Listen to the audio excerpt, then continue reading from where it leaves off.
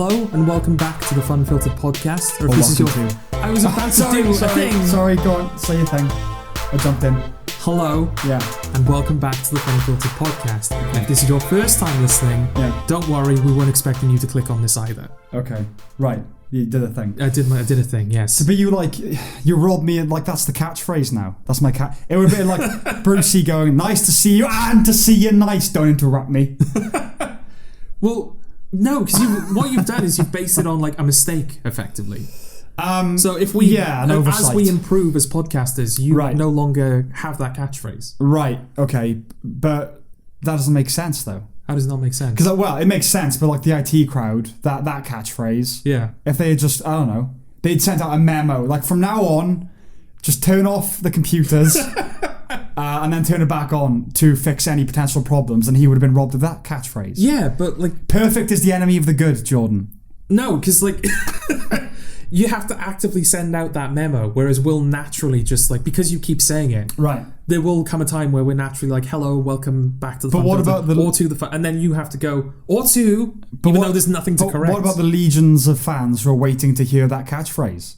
Well, they are welcome to write in. Yes, please. I want to see just how many people would be sad if that catchphrase were to be made obsolete. Okay. Well, let's test the commitment of our audience and ask them to write in for something glaringly that they should write in for. Okay. So, I don't know. If you're listening, just write in. Just say tell us. Just say that you're listening. Yeah. Because that's the easiest thing you could do. Yeah. There's zero commitment behind it. Mm. It's neutrally charged. Okay. It's amoral. Yeah. There's nothing there. Mm. So if they don't respond to this, they won't respond to anything. Plus, if they do it in like the comment section and somebody clicks on the video and they see like 5 people saying, I'm listening. They're like, ooh. Yeah, intriguing. This is worth listening to. Yeah. Because people are listening. People who are listening, are you recommending this to your friends? Are you actually evangelizing about us? Evangelizing. You spreading the gospel? Are you proselytizing? I don't think they are. No? Do you think they are? Are they even listening? Well, I said to the people who are listening, so implicit within that. Are the people who are listening even listening? How many people do you think, definition. Well, that's the thing. How many people do you think genuinely like listen to this podcast or treat it, I think as most people treat podcasts, which is I'll put it on over there while I'm doing a thing over here. Well, how many people just listen to podcasts? Any podcast? I feel like a lot of people do now. Like older generations don't. I mean, like by your definition there, like listen. Oh, I see what you're saying. Yeah. I have done. Yeah. I have like listened to a podcast. Yeah. It's like the only thing that I've got going on. Yeah. It's rare. Yeah, it is definitely rare. And it's only really for people that I like genuinely like. It's like, I want to hear what they're saying. Yeah. I don't imagine we have that. Our audience have that level yet. No. Us. Well, things I don't think you have to, dependent on the podcast, you don't have to give it your full attention. That's kind of part of it. Yeah, that's definitely part of the appeal. Yeah. You sort of choose the level of engagement with it. Yeah, and I don't think it's part of the truncated attention span thing to say, I don't really listen to it. You're not expected to. No, well, you've said before that like when you're playing a video game, for example, you're never just playing the video game. Yeah, there's always something else going on. You have something on in the background. Yeah. But that is a function of overstimulation, of being like the saturation of content makes it difficult now to just do one thing. Well, I guess in your case as well, it's probably an indication of like your opinion of the subject. For example, like you wouldn't listen to a podcast while reading a book. No. Whereas I wouldn't necessarily listen to... The only reason I would ever listen to something while playing a video game is if like I'm just doing the checklist. That's interesting. I need to, like, there is like 6 base camps left I need to liberate, so I'm just going to put something on while I'm doing the thing. But if I'm in the throes of like the story campaign, or if I'm playing through for the first time, I generally give it my full attention. If I'm playing for the first time, well, that's it. I don't play new games. Every game I play, I've completed 1,000 times. I do it as just like chewing gum kind of thing. Okay. To be fair, so I can't compare it to that. But that's interesting because I would say that playing video games is one of the prime formats for also listening to a podcast. In what respect? Well, it's quite a mindless activity, isn't it, playing a video game? It can be. There are certain games where they're a bit more...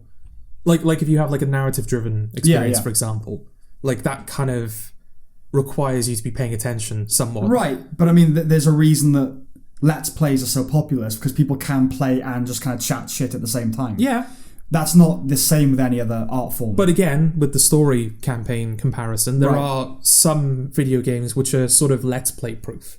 Okay. Like, maybe not The Last of Us, but maybe like Spec Ops The Line, for example. Like a game that is very, like, it sort of demands your attention on all fronts. Like, it's a game that you have to engage with, but also there's a story happening that you have to, you know...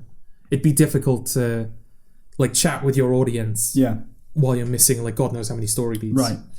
I don't know. I mean, I haven't played a new game in a very long time, so I feel like if it's a franchise particularly of which I'm a fan, I will give it my attention. Grand Theft Auto 5, I'm sure I just played that. Yeah, just played through it, yeah, but generally, I mean, obviously you can't listen to a podcast when you're reading a book because your attention is supposed to be so in the book. Books require your attention at every step. Yes. And so, podcast is the modern novel in a sense. So you can't be doing two things at the same time. Reading two books at the same time. Yeah, because they are the modern dialectic. Well, I think a lot of people find podcasts and audiobooks interchangeable. Yes. They'll listen to audiobooks while exercising in the same fashion they would with a podcast. Right. Yeah, an audiobook, definitely. Yeah. But if you're reading a book... Yeah, I know, but that's my point. Like you saying it's like the modern novel. It's like, audiobooks and podcasts are the same thing. Yeah, they're genuinely interchangeable. I agree. I don't like audiobooks. No? It's cheating. Okay. I don't know. It feels like cheating on You're the not one doing it properly, people. Well, yeah. Is it that sort of attitude? It's like you want your cake and eat it too. You want the achievement, in a sense, of having read a book, but you don't want to put in the hours. Well, is it also because with a book, like it's you and the author, right? The two of you are building that world together. Whereas if somebody is reading you the book, they're sort of taking away your role in the book, if that makes sense. It can do it. It depends on the book. I mean, it's the same thing. You're reading. You still have to picture the world. That's what I mean by it's you and the author. Like the author tells you what's happening, and you visualize that. Yes. Well, that's why if I ever listen to audiobooks, it's the author reading their own book. Yes, because that's the thing. When somebody's reading the book, obviously as they are saying it, they are using certain inflections, which can dictate how you perceive something. Whereas if you're reading the book, you are the one who's sort of imposing those You might read a book, you might read a sentence a completely different way to the guy. Yeah, you interpret it your own way. Yeah, exactly. Yeah, so you are being dictated to more than if you were just reading the book. Yeah, again, it depends on the book. I mean, that midpoint betwixt book and you, so the narrator, the guy reading the book. Yes, there is. They can interpret it a certain way in their reading that is then thrust on you. But generally, books are written with a certain intonation in mind anyway. Yeah. You know, so it's not like it would be a world different if you were reading it yourself. No. Unless you're incredibly avant-garde, abstract human being. I read pages in random order. We've done that, not in random order, but we've done that before, where we've read things clearly the opposite of their intent. When did we do that? We've done that before, definitely. Like, you just pick a random quote from a book and read it in a way that they never intended for it to be read. Maybe for fun. Like, for fun, not to genuinely read the book. You don't read books. No. I'm genuinely, we're sort of renovating my room at the moment. I'm probably just going to get rid of all my books. So I've got like 2 shelves worth of books that I never picked them up. Well, now would be a time, now you read them. But a lot of them are just like, Doctor Who Annual 2006 and shit like that. That's not a book, In terms of like books, I've got like the books that we had to read it for school, which I didn't read. List them. List the books. Yeah. So Wuthering Heights I've got. Worth a read. I don't think I ever got a copy of The Great Gatsby. Okay. Well, that's the best one. Yeah, I know. I think you said last podcast that, it made you cry. I cried. At the end of The Great Gatsby. Wuthering Heights. What's the Bill Bryson one? The Lost Continent? The Lost Continents. Yeah. That's... you cannot read that. Okay. Watching The Fire Eater? You cannot read that as well. Okay. Is that Mininick? Yes, Robert Mininick. Yeah. I always like that name. Mininick. Mininick, yeah. It's a fun name, but it's not silly. No. Yeah. It's not like, it's something really that name. Yeah, stupid and childish. Like, no. Mininick. Mininick. It's a fun thing to say. Yes. There's another one. That we read in school, To Kill a Mockingbird? Yeah. To Kill a Mockingbird. Yeah, I got that. You should read that as well. Okay. I'll probably just keep those. Just those two? Yeah, there's like a wrestler's autobiography that I was bought. I might keep that. Okay. And there's like a bunch of Doctor Who books I was bought, like actual like Doctor Who stories. Stories, yeah. I might keep those. But that's like, a quarter of a shelf. Right. Compared to the 2 shelves I've got, which is just, like I said, Doctor Who annual or like the Harry Hill joke book that I was bought when I was like 10. Okay. Oh yeah, get rid of those books. Okay. Definitely. Eddie's not with us. Yeah, we should probably open with that. Yeah. Yes, I'm Jordan. That's Sam. Hello. And the third man in our 2-man team, Eddie. Yeah. He's not. He's feeling a little under the weather. Yes. Which is ironic because when he told us that he wasn't going to be doing this week's podcast, we were over the moon, weren't we? Were we? Were you? No. No? Were you? Well, I did it just for the language. I know. But that required me to acquiesce to, I'm glad he's not here. No, you could have just reacted better. Oh. How should I have reacted? Well, laughed. Okay. You see, sometimes you expect a laugh at me when the joke, it's like a, yeah, I see that joke. Do you know what I mean? But it's not hilarious. You're on a podcast, You are. It's not a stage. Well, it is to a degree. No, it's not. I know. Not the conceit. The premise of a podcast is, we're just talking. Yeah. Like whether these microphones were here or not, this conversation would go the exact same way. Right. But there is a degree of it has to be at least somewhat good to listen to. Yeah, but the appeal of the podcast, other than the coziness and intimacy of it, it's that it's genuine. This is what happens when we don't have Eddie. We end up going very meta. Yeah.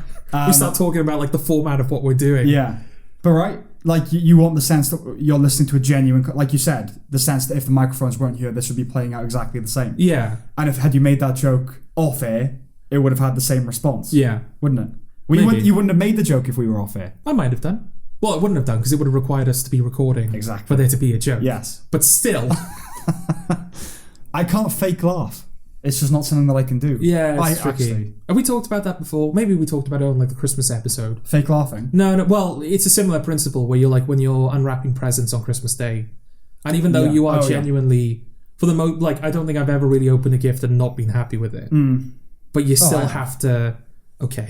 You've never opened a gift and been unhappy with it? Not to my memory. What privileged life you've led. No, there's been stocking filler presents and stuff like that. Where I wasn't expecting this, but I'm not disappointed I possess it. Okay.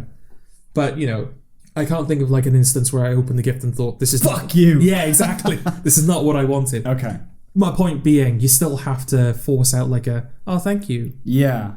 I am pleased, I promise, but I have this face, so I can't, Yeah, well, I just, I caveat that. It's it's the watching you open presents that irritates me. The spectacle of it. Okay, maybe it's different for you, because, my dad used to record us, when we were younger, he used to record us opening presents. So there was that genuine, performance element. Yeah. Whereas now, we're all sort of opening presents at the same time. Yeah. So attention is not on you for long.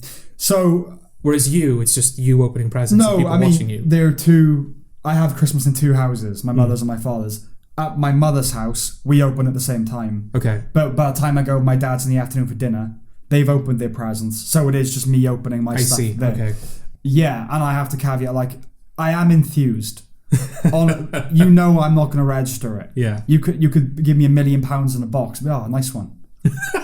I'm not going to... I think the only time I genuinely... reacted in a way that was appropriate was so one year my father, there was this massive box, I think I was 12, and I opened the box and there was a smaller box inside it. Okay. So okay, and that Russian doll thing kept happening, right. And then there was ultimately just an envelope and there were tickets for New York in it. Oh, okay. And I went, oh my god, that was the only time that ever happened to me. Okay. That's nice. That's a nice way of... That's a good way, yeah. Because it's lowering your expectation. Well, because I think I don't know whether he had this in mind, but it was a visual representation of the significance of the gift, wasn't it? Yeah. It was a massive gift, but it comes in such a tiny form that you put it in a massive box. I like that. That's definitely something I would repeat if I ever had children. Yes. Sam. Yeah. Explain something to me. Go on. Anything you want. You're trying to explain something to you? Yeah. This is a podcast. We need to, we've got a couple of hours to kill.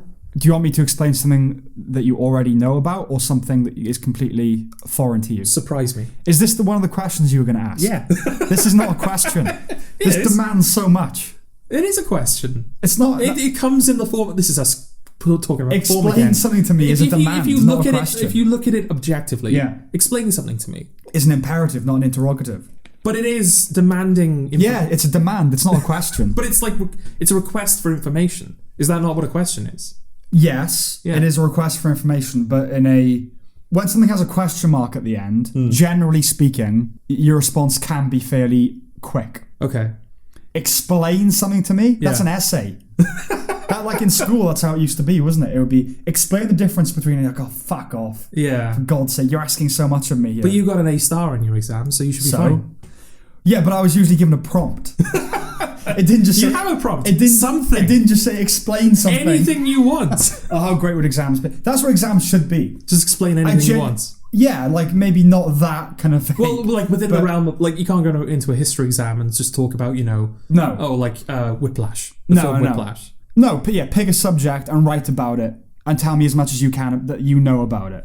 That would be a good way of genuinely testing learning. Well, I was going to say, what does that test? Does that test your general... Well, how much knowledge you retain, for one. Yeah.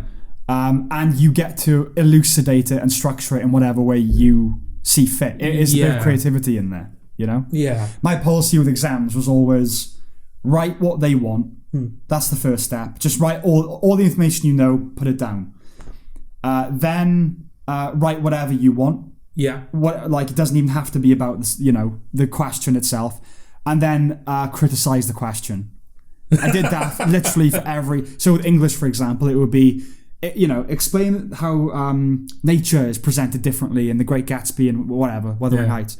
Do all the quotes that they want.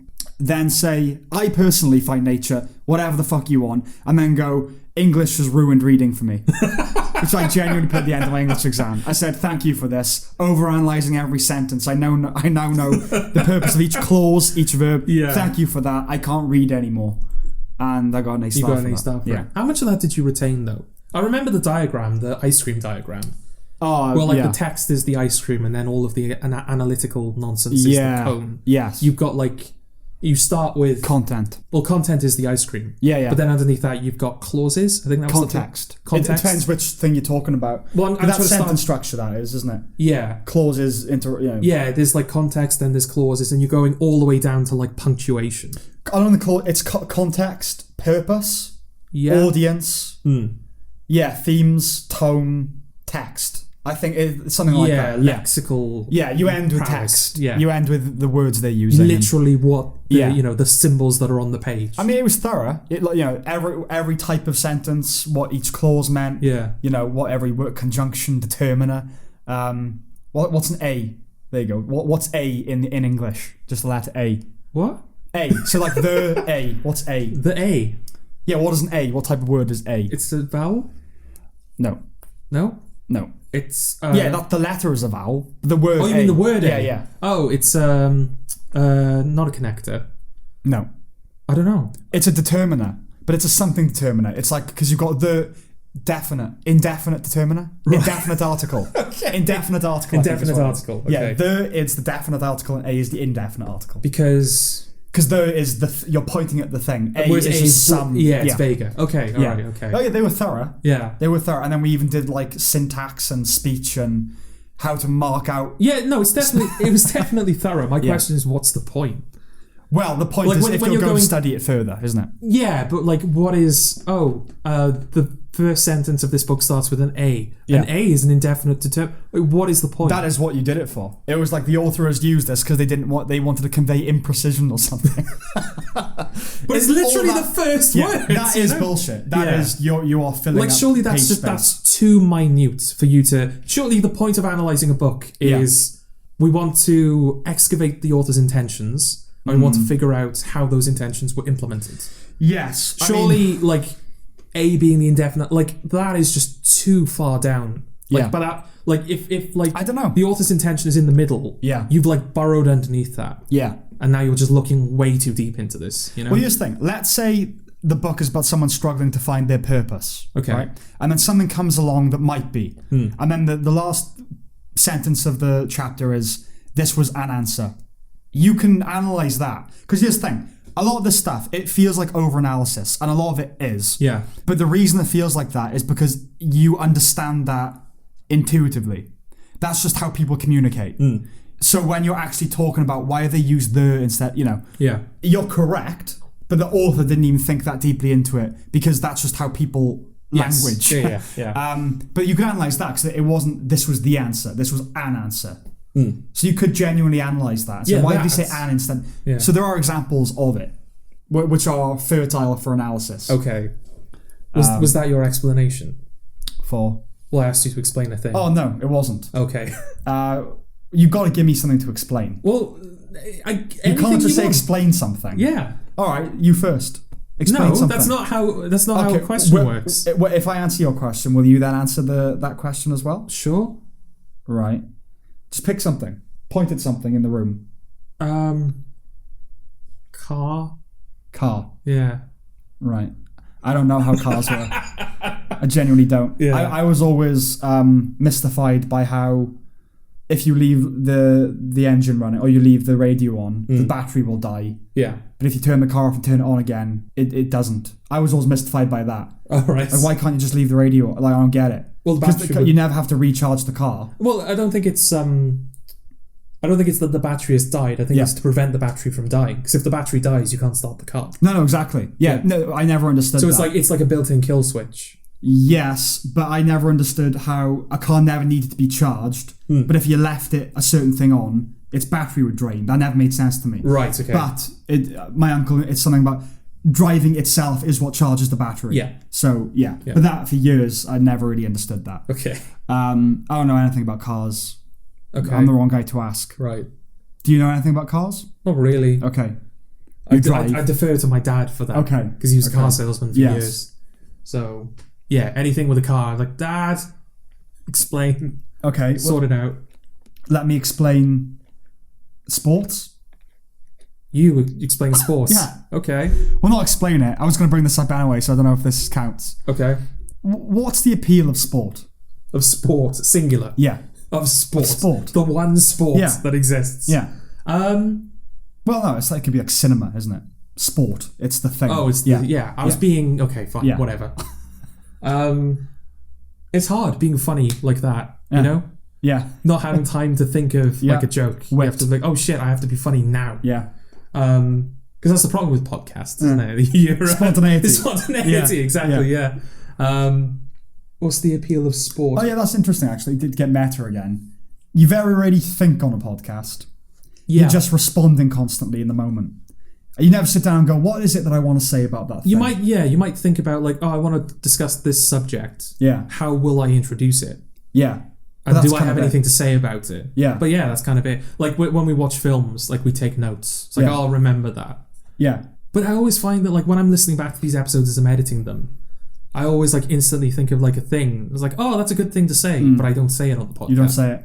Yeah, it's rare that happens. If I do say so myself. All right. Where I listen back and kind of like... I'm actually brilliant at podcasting. I lament it. Yeah. I think it's just part of... I realise... I don't know if you have this. I think a lot of people do. I definitely do. I think by talking. That is how I actually think. Yes. Like, I find it difficult with writing to sit down and just think things through. Yeah. I've got to talk it out with somebody. That's how I think. Yeah, I'd say so, yeah. So this is us thinking, I suppose. I've been in trouble before with my parents for talking aloud. Okay. Because I like talk. No, don't do that. I don't do that. No, I'll talk myself through. Don't rope through. me into your psychosis. I'll talk myself through something. If I'm like thinking of an idea, right, then I'll sort of talk it out. Like if I'm thinking of a scene, I'll like speak the scene. Right. Do you not do that when you're writing?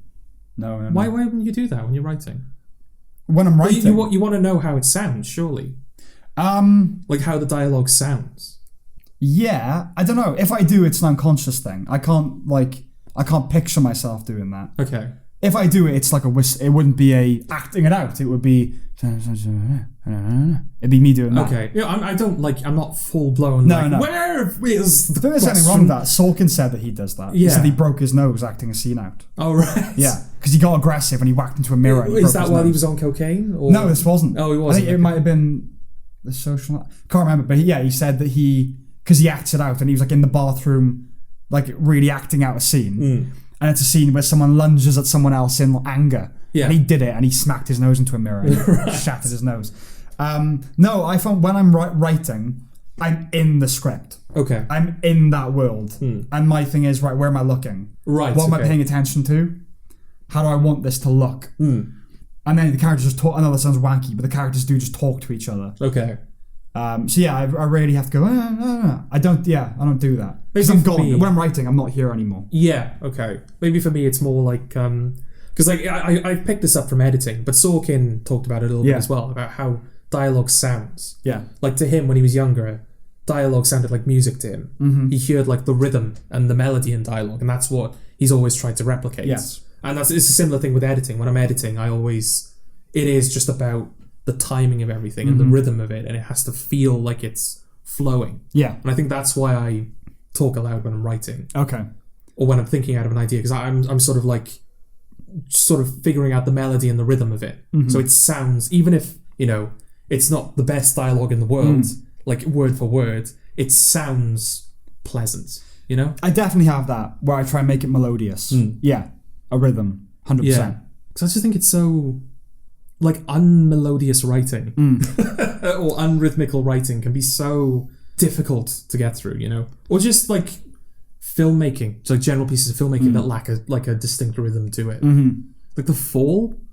My family are watching The Fall at the moment. Right, is this made a resurgence or something? Yeah, because it's just gone on Netflix. Okay. That's why everybody's watching it. Because, it was 2013, right? Yeah. Yeah, it was a long time ago. It was. But, yeah, my mother's been talking about it. I was like, that's 20... Yeah, that was like 10 years ago almost. Yeah, but that's so slow. Like, it's so slow that I don't mind slow, but it's... It's not that... Well, it's not just that it's slow, it's that nothing's happening. Yeah, I think I saw a couple of episodes and just... I gave up. Yeah. It's Dornan and Gillian Anderson, isn't it? Yes. Yeah. Yeah. Yeah, I couldn't do it. No. Like, that first episode, I think it's genuinely, like... 45 minutes before something happens. Yeah. The first scene is Gillian Anderson, like, in her flat, just looking through some files. It starts with him killing somebody, doesn't it? Or preparing to kill somebody? Well, he's broken into a house. He's scoping out... Okay, fine, I guess that's a thing that happens. But, yeah... he's scoping out our target. Yeah, he doesn't actually do anything. He just, like, puts some underwear on the bed and leaves. Yeah. But, yeah, like, I was watching that first scene where Gillian Anderson was looking through... Because you don't see what's in the files, I don't think. She's just looking through files on her bed. Yeah. I'm like, right, what is that? What have I learnt? Genuinely, what has this told me about Gillian Anderson or this show, other than it's going to be a slog? A lot of British dramas are, though. Yeah. They've got that thing. I've been watching Line of Duty, which everyone loves. Yeah. People... Well, that's miserable, right? That's the appeal of Line of Duty. It's not... It can be. But that's the thing. It's that grim, British, dreary thing that we do. Yeah, it's just kind of... I find it boring. I really find it boring. I don't know why. But I think it might just be because it's... Like I say, I haven't seen it, but maybe if it doesn't feel like it's flowing, one of the like quickest ways I'm like, right, I'm just genuinely not interested in this, is if it feels kind of like directionless. Okay. And having a rhythm and a flow, even if nothing explicitly is happening, it can feel like that's carrying you along. You feel like you're moving in a direction. Yeah. And if something lacks that, then you do just kind of feel like, right, I'm just... I know what you mean. Sitting in this scene. Nothing's really... Kind of a micro direction. Yeah, exactly. Yeah, like Sorkin, The West Wing, if you're like really sitting outside that, you look at a lot of the episodes and go, this went nowhere. Yeah. This didn't even really resolve itself. But you don't care, because you're so carried in the tide of that writing. And even if you're not picking up on a lot of what... Kind of like a podcast, even if you're not picking up on the specifics of the dialogue and what the characters are saying to each other, because they're so quick. Yeah. The fact that it's happening so quickly, but also just the rhythm of it. Yeah. It's like, oh, I'm with this. I feel like I'm with this, even though if you asked me, right, what's happening, I probably wouldn't be able to tell you. Yeah, yeah. Yeah, and that's it. It's not a trick either. Because I've been watching The West Wing a lot recently. I'm really trying to, like, what's happening? Yeah. Because you don't really care about the plot in The West Wing. It's a secondary consideration. Oh, yeah. It's a musical, right? Yeah. Things do happen. Like, it is because I remember Sorkin said that his writing, you give like a masterclass, and one of the first things he says is, it's about intention and obstacle and what are the characters going to do to get what they want. It's like, that's not what you write about. No. There is kind of what you write about. Yeah. You just write people talking, and that's fine. You do it better than anybody. Do you think he had to like quickly look up how to write? Maybe. Because he strikes me as one of those people that, he doesn't think about, he writes. He just writes. He doesn't think about it. He just writes and he finds it while he's writing. You can't write 22 episodes a year without most of it just being, I'm just going to write stuff. Yeah. Genuinely, like, how do you could break down an episode of the West Wing. You could probably find a formula if you broke down multiple episodes of the West Wing. Yeah. But that is probably just because he's it's flowing out of him. Well, the West Wing, it's like there are usually three plots, A, B, C, and then the character's in a room with an opponent in some fashion. Yeah.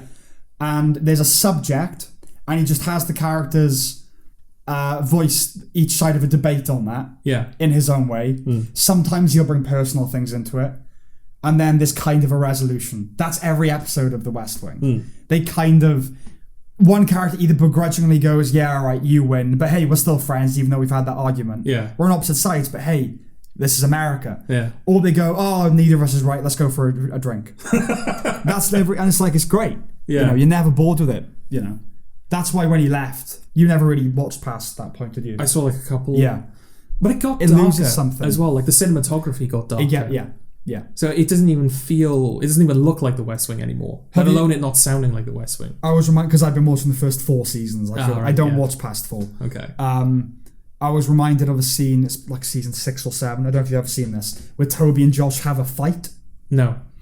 And it was the most kind of like, this is what the show became after he left. Right. The West Wing, they're all friends. Those central characters, they're mates basically, aren't they? Who work together. And they occasionally fall out, but it's never, they all trust each other and they all know there's integrity and they care about the job and America and all that, even though they're Democrats.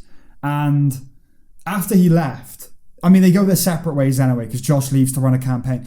And there's this thing where Toby resents that Josh didn't ask him to run the campaign with him. Okay. And they end up in a physical fight. All right. And it's not like played for laughs or like they're scrapping. It's dark. Like, he throws papers at Toby and hits him in the head. And then they just start like proper scuffling in Toby's office. And it's like, Jesus, like they have so let down these characters. Yeah. No, Richard Schiff by the end, I think, are just like, because his character gave up state secrets. Okay. Because his brother's an astronaut and he's involved in some sort of scandal. Or he's let down by the government and Toby's like, fuck them, and he releases secrets. Okay. And Richard Schiff was like, Toby would never do that. Yeah. And yeah, I think he refused to be in the finale because of that. Okay. It's like, yeah, Jesus Christ. Yeah. I don't know how you recapture Sorkin I don't dialogue, think you can. But you gotta try, you know, at least the spirit of it. Yeah, maybe it is just that rhythm. I don't know. I don't know what the secret ingredient to Sorkin is. Yeah. I know him when I see him. Yeah. But I don't know what I'm looking for, if that makes sense, you know? Yeah, you can tell a Sorkin script if you're watching it. Because even the same sort of sentence structures and you pick up on the little tics that he has. Well, some lines as well. He just outright uses lines. Yeah, Sorkinisms. Which, if it is just flowing out of you, fair enough. That's going to happen. I wonder how well researched his the shows and films he does actually are. I think they are. Like The West Wing, for example. If you actually right, I'm going to sit down with the intention of seeing how accurate the politics and the, I guess, bureaucracy is. I wonder how accurate it would actually be, whether he even thinks about that stuff. Oh yeah. When he's writing, or whether it is just, I'm just going to do a scene with characters and hope it sticks. I mean, it's unrealistic in the sense that it's idealistic. Okay. It's over-idealized, I would say. Okay. All the characters are very idealistic, because Sorkin clearly is. Yes. So that's unreal. The fact that the show isn't packed with cynics and political opportunists. Yeah. There's some of that, but all the main characters are all well, any political opportunist in that show is immediately you're the bad guy. Yeah. You know? Yeah. We all hate you. We all acknowledge what you're doing is wrong. Yeah. Not, that's the game we play. It's like, no, fuck you. You're insulting America with your presence. That's rare. Even though, it's a left-wing show. It's a heavily left-wing show. And Republicans are the baddies in that sense. But most Republicans are even, they also care. Yeah. And they have good arguments. They're not idiots. Yeah, John Goodman, when he takes over at the end of Series 4, he's very civil, isn't he? Yeah. He just does the job. Yeah. He's like... Ainsley Hayes, yeah. Yeah. But yeah, John Goodman's like, I understand why you're doing this, Mr. President. I would hate to be in your position. Yeah. You know, you're a good man. Yeah. Yeah. It is bizarre watching it. Yeah. It is bizarre. There's an episode where Josh is debating with a Republican. I think it might be about Don't Ask, Don't Tell. It's about something along those lines. Okay. And the Republican's gay. And the big subtext of it, Josh can't fathom how the guy can be gay and be a Republican. I see. And it eventually gets to that point where he's like, how can you be gay and be a Republican? He's like, you've been waiting to say that for way too long. Yeah. And then he says to him, I agree with like 95% of the Republican platform. I believe in low taxes and individual responsibility and blah, blah, blah. And he lists all these things. He says, my whole life doesn't have to be about being gay. It doesn't all have to be about that. Yeah. It's like, you couldn't do that now. No. Because he wins that argument, basically. Yeah. The one kind of caveat that Sorkin shoves in is when he's leaving, because he's won this bill for his colleagues. The colleagues go like, oh, well done. They pat him on the back. He's like, take your hands off me. Like, he hates his colleagues, but, he is a Republican. Yeah. Like, that is genuinely, and we've talked about it before, but it's genuinely unfathomable now. To, like, have that goodwill towards the other side. To be fair, on either side, but especially on the left. Yeah. Yeah. What would the West Wing look like now? Oh, God, I dread to think. I genuinely dread to think. Yeah. Well, would it be, would they do like it's Trump in the White House? So... Oh, you mean if the actual West Wing came back? Yeah. So, like, for example... It is, by the way. Oh, it is coming back? They're doing a special. Well, of course it's coming back. We talked about this a while ago. Did we? Like, it's going to come back in the same way that Lost is going to come back. Oh, yeah. They go in some way. Yeah. It's a one-off special. I think he's writing new material for it. Okay. But it's a reading of a pre-existing episode. Oh. Yeah. Okay. But he's adding stuff, I think. I see. Okay. No, my question was going to be, would it be a case of you do a similar thing where like all of the characters are idealistic and likable and blah, blah, blah, blah, but the president is a cunt?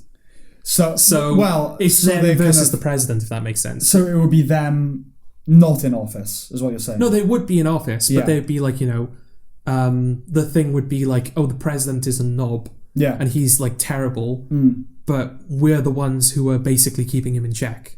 I don't know. I think, well, no, because it would require that they be Republicans. I think if there was a West Wing now, and I just mean kind of set in that world, either it would be they're in office and there's a lot of identity politics. That would be one of the main things in the show. A lot of it would be about that, trans rights and all that. Mrs. Landingham. Landingham, yeah. Minnick.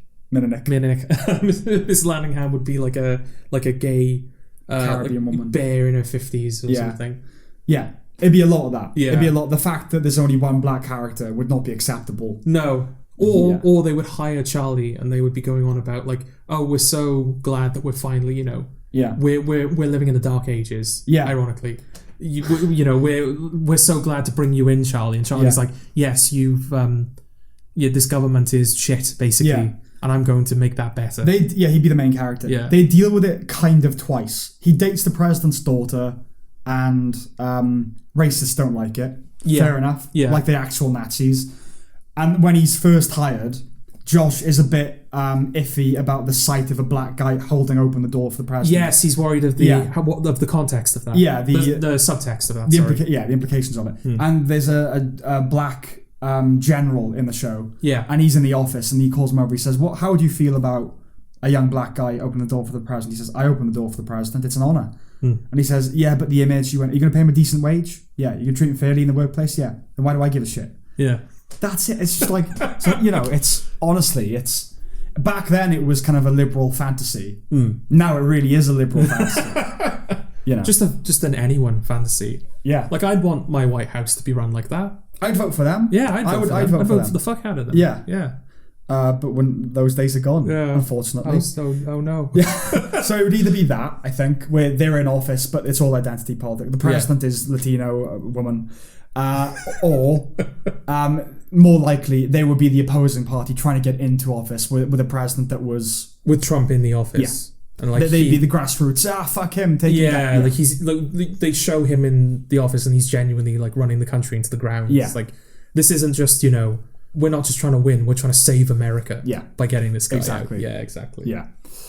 I don't want that show. I don't want that show to come back. It's weird that it doesn't really exist. It will exist. Yeah. A show about a kind of evil president that the opposing side is trying to take down. Maybe they're holding off until Trump's out of office. Maybe they would think...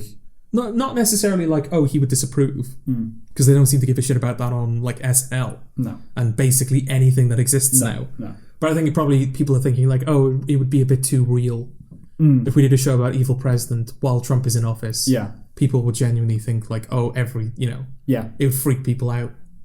So maybe. Yeah, the only way you can do that is the House of Cards, where you're following the president and he's a Machiavellian and... He was president though, was he? He became president. He became president, but he wasn't... What was he initially? He's the whip. Right, okay. He's the House whip, congressional whip, I think. Okay. Yeah, and then he ascends to the presidency. That show went downhill, didn't it? 2 seasons were great. The first 2 seasons are really good. Okay. I think I stopped episode 2 or 3 of season 2. Season 2. Yeah. Season 2 is good. I think it was the filibuster episode. Okay. And at the time that we watched it, because I was watching with my mother. Yeah. And at the time we were watching it was just like American politics overload. Right. Like I wasn't following what was happening anymore. Yeah. It's like, right, we need a break from this. And we just never went back to it. Okay. No, it is good. They did a Boardwalk Empire where... Because Boardwalk Empire, I would say, is pleasantly notorious for, in my opinion anyway, plot developments happen way before you expect them to. So, Boardwalk Empire has Breaking Bad kind of setup, a Walt and a Jesse, and you think, by the end of the whole show, they're going to be at each other's throats. Yeah. I'm going to build to that. But no, they deal with that by the end of season 2. It's just over. Yeah. And similarly, House of Cards, all about this guy trying to get his way into the White House. And by the end of season 2, he's president. He is there by the end of season. And then you've got another 4 seasons, which are shit. Is that the problem, though? That's part... Well, he left as well, the writer. I mean, there is that, but also just like... Is the reason that we're doing this so quickly is because, we're out of ideas. So let's do our only idea that we have left now and worry about having no ideas later. Well, there's a lot to be said for now. He's in office now, and it's going to be how Machiavellian he is in governance. Yeah. That is, you get a few seasons out of that. And obviously what it became was it was building towards the inevitable war between him and his wife, which is kind of where it went. Except they had to kill him off because Spacey is Spacey. Yeah. But yeah, like that. I think that show ends with her. You remember Doug? I think his name is his right-hand man. Yeah. She kills him in the Oval Office. Oh right. Jumping the shark a bit. Okay. All right. No, that is such a shame because Fincher, he was involved for the first few seasons. Yeah. Just went off the rails. Is that explaining something? Is that good enough? What did you explain to me? I explained the West Wing and House of Cards. Oh, sure. Okay. We'll count that as your explanation. I asked about sport. You did ask about sport. We never got back to sport. I think it's the community, right? Okay. The communal feeling that you get by observing sport with your fellow man. I mean, there is that just inherent a thing is happening and somebody's winning. Right. There is just that appeal. I don't view sport as a solo activity. You don't watch sport alone, I don't think. But you do, don't you? That I don't quite understand. I suppose that's more what I'm asking about then. Yeah. I suppose. I understand the that more feels... thing. It's not that it feels wrong, but it feels like you're not... Like, that's not the appeal of sport, surely. No. Well, let's take Bill Burr as the example then. Because he's let's target him here. Let's criticise Bill Burr. We're big fans, by the way, Bill. Yeah. Don't. I saw him on a talk show. Don't open with, we're going to criticise Bill Burr. He'll criticise us back. And he will win. Yeah. No, he watches sports 5-6 days of the week, right? Okay. On his own. He records it all and he sits at home and he watches it on his own. That is what I don't understand. Okay. Explain that to me. Well, is that just like... I mean, you're a fan of things, right? Yeah. You're a fan of Breaking Bad and Lost, and I guess he's a fan of sport. It's the same... Okay, go on. They end. Right. That's it. They end. Sport... Well, sport ends. It doesn't. But it doesn't, though. It temporarily ends. Yeah, exactly. Yeah. That's my point. There is an ending to sport. It's not just, here is a game, okay, that game's over, here's another game. It's... Well, it's an episode, isn't it? Yeah, we're building up to the end of the season. Right. We're building up to the trophy. Sure. But then that happens and then it's just another season. Oh, yeah, great. More sport. Okay, but this is my point. What makes life precious, Jordan? I know where you're going. Yeah, it's finity. Right? Okay. I don't know if that's probably not a word, but the thing that makes life precious is its finity. Yeah. It doesn't go on forever. Finality? It's finiteness, probably. Yeah. Finitude. Finitude. What makes life precious is its finitude. Okay. The fact that we're not immortal. Because if you're going to live forever, what would be the point of anything, right? Yeah. You're here for a short time and then you're gone. Yes, you could say, but films will never end. No, but the film will end. And you could say, the match will end. Yeah. but that it's completely apples and oranges, right? It's a unit of art, a film. Yes. That's it. Yeah. Nothing else needs to be around that. Sport, okay, you can enjoy it while it's happening, but what's it building to? It's not building to anything. Yeah. It just goes on and on and on. You will die before it does. Yes. You'll never see the end of it. There will be no winner. But there will. No, they won't. There will, though. But no. You can win this year. Exactly, yeah. But then what about next year? You just carry on as... Well, if somebody wins this year, then there'll be no sport next year. But it doesn't mean... Yeah, if only that were the case. But there is no end. There is no win. There is no ultimate winner of football. I don't know. Maybe it's like I said, you're a fan of things, but you're not a fan of something that is permanently ongoing. Like for me, I'm not a fan of sport, but I'm a fan of Sonic, and that is a franchise that is still going. You know. Okay. That franchise will probably outlive me. Right. But I always kind of look, even though like, a Sonic game came out, there will be more Sonic games, and I look forward to seeing whether those will be, worthy of my attention or not. But, so I can draw a parallel there, going like, I don't understand sports, but I understand Sonic, and I can see a parallel between the two. Whereas I feel like you lack a parallel. Well, they're still Unitarian products though, aren't they? It's still, you get the game, and you don't have to consider anything outside that. If it's a good game, it's a good game. Well, it could be the same with a season. But you're not going to stop watching after a season. You can compartmentalize a sport, you know? But you're not going to, are you? I'm talking about the people who really care about this stuff. Okay. Oh my God, Liverpool, they lost it. Who cares? Oh, they might lose next season, and the season after, and the season after. And then one year they win. Nothing's going to change. They probably will, right? Well, at some point. Is that... But nothing's Is Liverpool like the bad one? I know there are people who like Liverpool, but isn't that like the... Oh, as a joke, we say that Liverpool is the bad one. I don't know. Okay. Man U were always the villains when I grew up. Oh, right. Manchester United. Liverpool was they're the good ones. They win everything. Yeah, but you don't support those, though. Oh, I see. Okay. You support the underdog, don't you? Right. And Liverpool are the underdog. I don't know. Okay. I mean, as far as Man U go... Apologies to sport people. I can't. Why you listen to us? No. I can't even do... That's my point. I can't even, antagonize them correctly. I know that little about sports. I don't even know how to push their buttons. Listen, if it's the equivalent of watching stupid YouTube videos, with mindless, meaningless, you just do it to, will away your time. Yeah. All right. But it's caring about it. It's, they lost. Who cares? Well, you got to care Who cares? You got to care about something, Sam. But why? Oh, yeah, choose something other than sport. Why? Because it's meaningless. Sport will always be there. Exactly. It's not worth caring about. No, it is worth caring about because it will never leave you. No, but you will leave it. Yeah. It's not worth your time. It's not worth your time. Do you see what I'm saying, though? It will go nowhere. It will go nowhere. I do and I don't. Right. I know exactly what you're saying to me, and I agree with you that yes, sport will... You won't outlive sport. Sport will outlive you. There is no... why do we get excited about when the Boston Red Sox win this game when they'll lose... If, they might lose 19 games after this. Mm-hmm. But also, I don't quite see how that is reason for it to... to completely delegitimize it as a thing to engage in. I just don't understand caring about it. Okay. I don't understand my team lost this year, now I'm depressed. It means nothing. Because they will be next year, and the year after that, and indeed forever. Well, it means as much as it means to you, right? It's like when people say an object is only worth the value that someone is willing to pay for it. Right. It's the same with sport. It matters as much as it matters to you. I'm not arguing that sport doesn't matter to people. But I'm arguing that it shouldn't matter. You're arguing that it doesn't matter, period, right? That it shouldn't matter. Okay. Sport demonstrably matters. Yes. To people. Yeah. This is what I'm railing against. It shouldn't matter. We wouldn't be having this conversation if nobody cared about sport. Right. It's the caring. I suppose. It's not even watching it. Like I said, if it's the equivalent of a YouTube video, it's just there. It's there to fill time. Okay? It's a quiz show.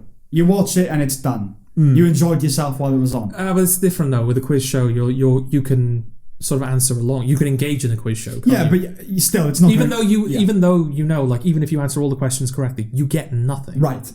But it's still fun to But don't you ever have that underlying internal thing when you're watching the chase, going, "What am I doing? Why am I spending my time watching this? Nothing will come of it." I mean, not the tipping point. I get that. Not the chase? Not the chase. Why? I don't know. There's something about the chase. Why? I don't know. What is it? Is it because they're so intoxicating about the chase? Yeah, because genuinely. I don't like it. I mean, I don't hate it. It's fine. But young people watch it. Like, it's a thing. People enjoy it. It's got a villain, hasn't it? There is a villain in the chase. Yeah, a series of villains. Quiz shows don't have villains, but the chase has a villain. That's increasingly less the case, though, isn't it? Like, aren't they more and more just kind of inside joke? Yeah, we're villains. But they're really friendly. I mean, I know obviously in real life they are. That is the case now, but obviously that's kind of like, it's like with Dragon's Den, isn't it? Like initially they were just, we are business people that have money. Yeah. And we know what we're talking about. Whereas now they're on adverts and they're like, they're media personalities basically now. Yeah. But so as the chase has gone on. Yeah. Yeah, it's like, the chaser. I wonder if they ever edited out, because if I was in that position and they were doing their thing, fuck off.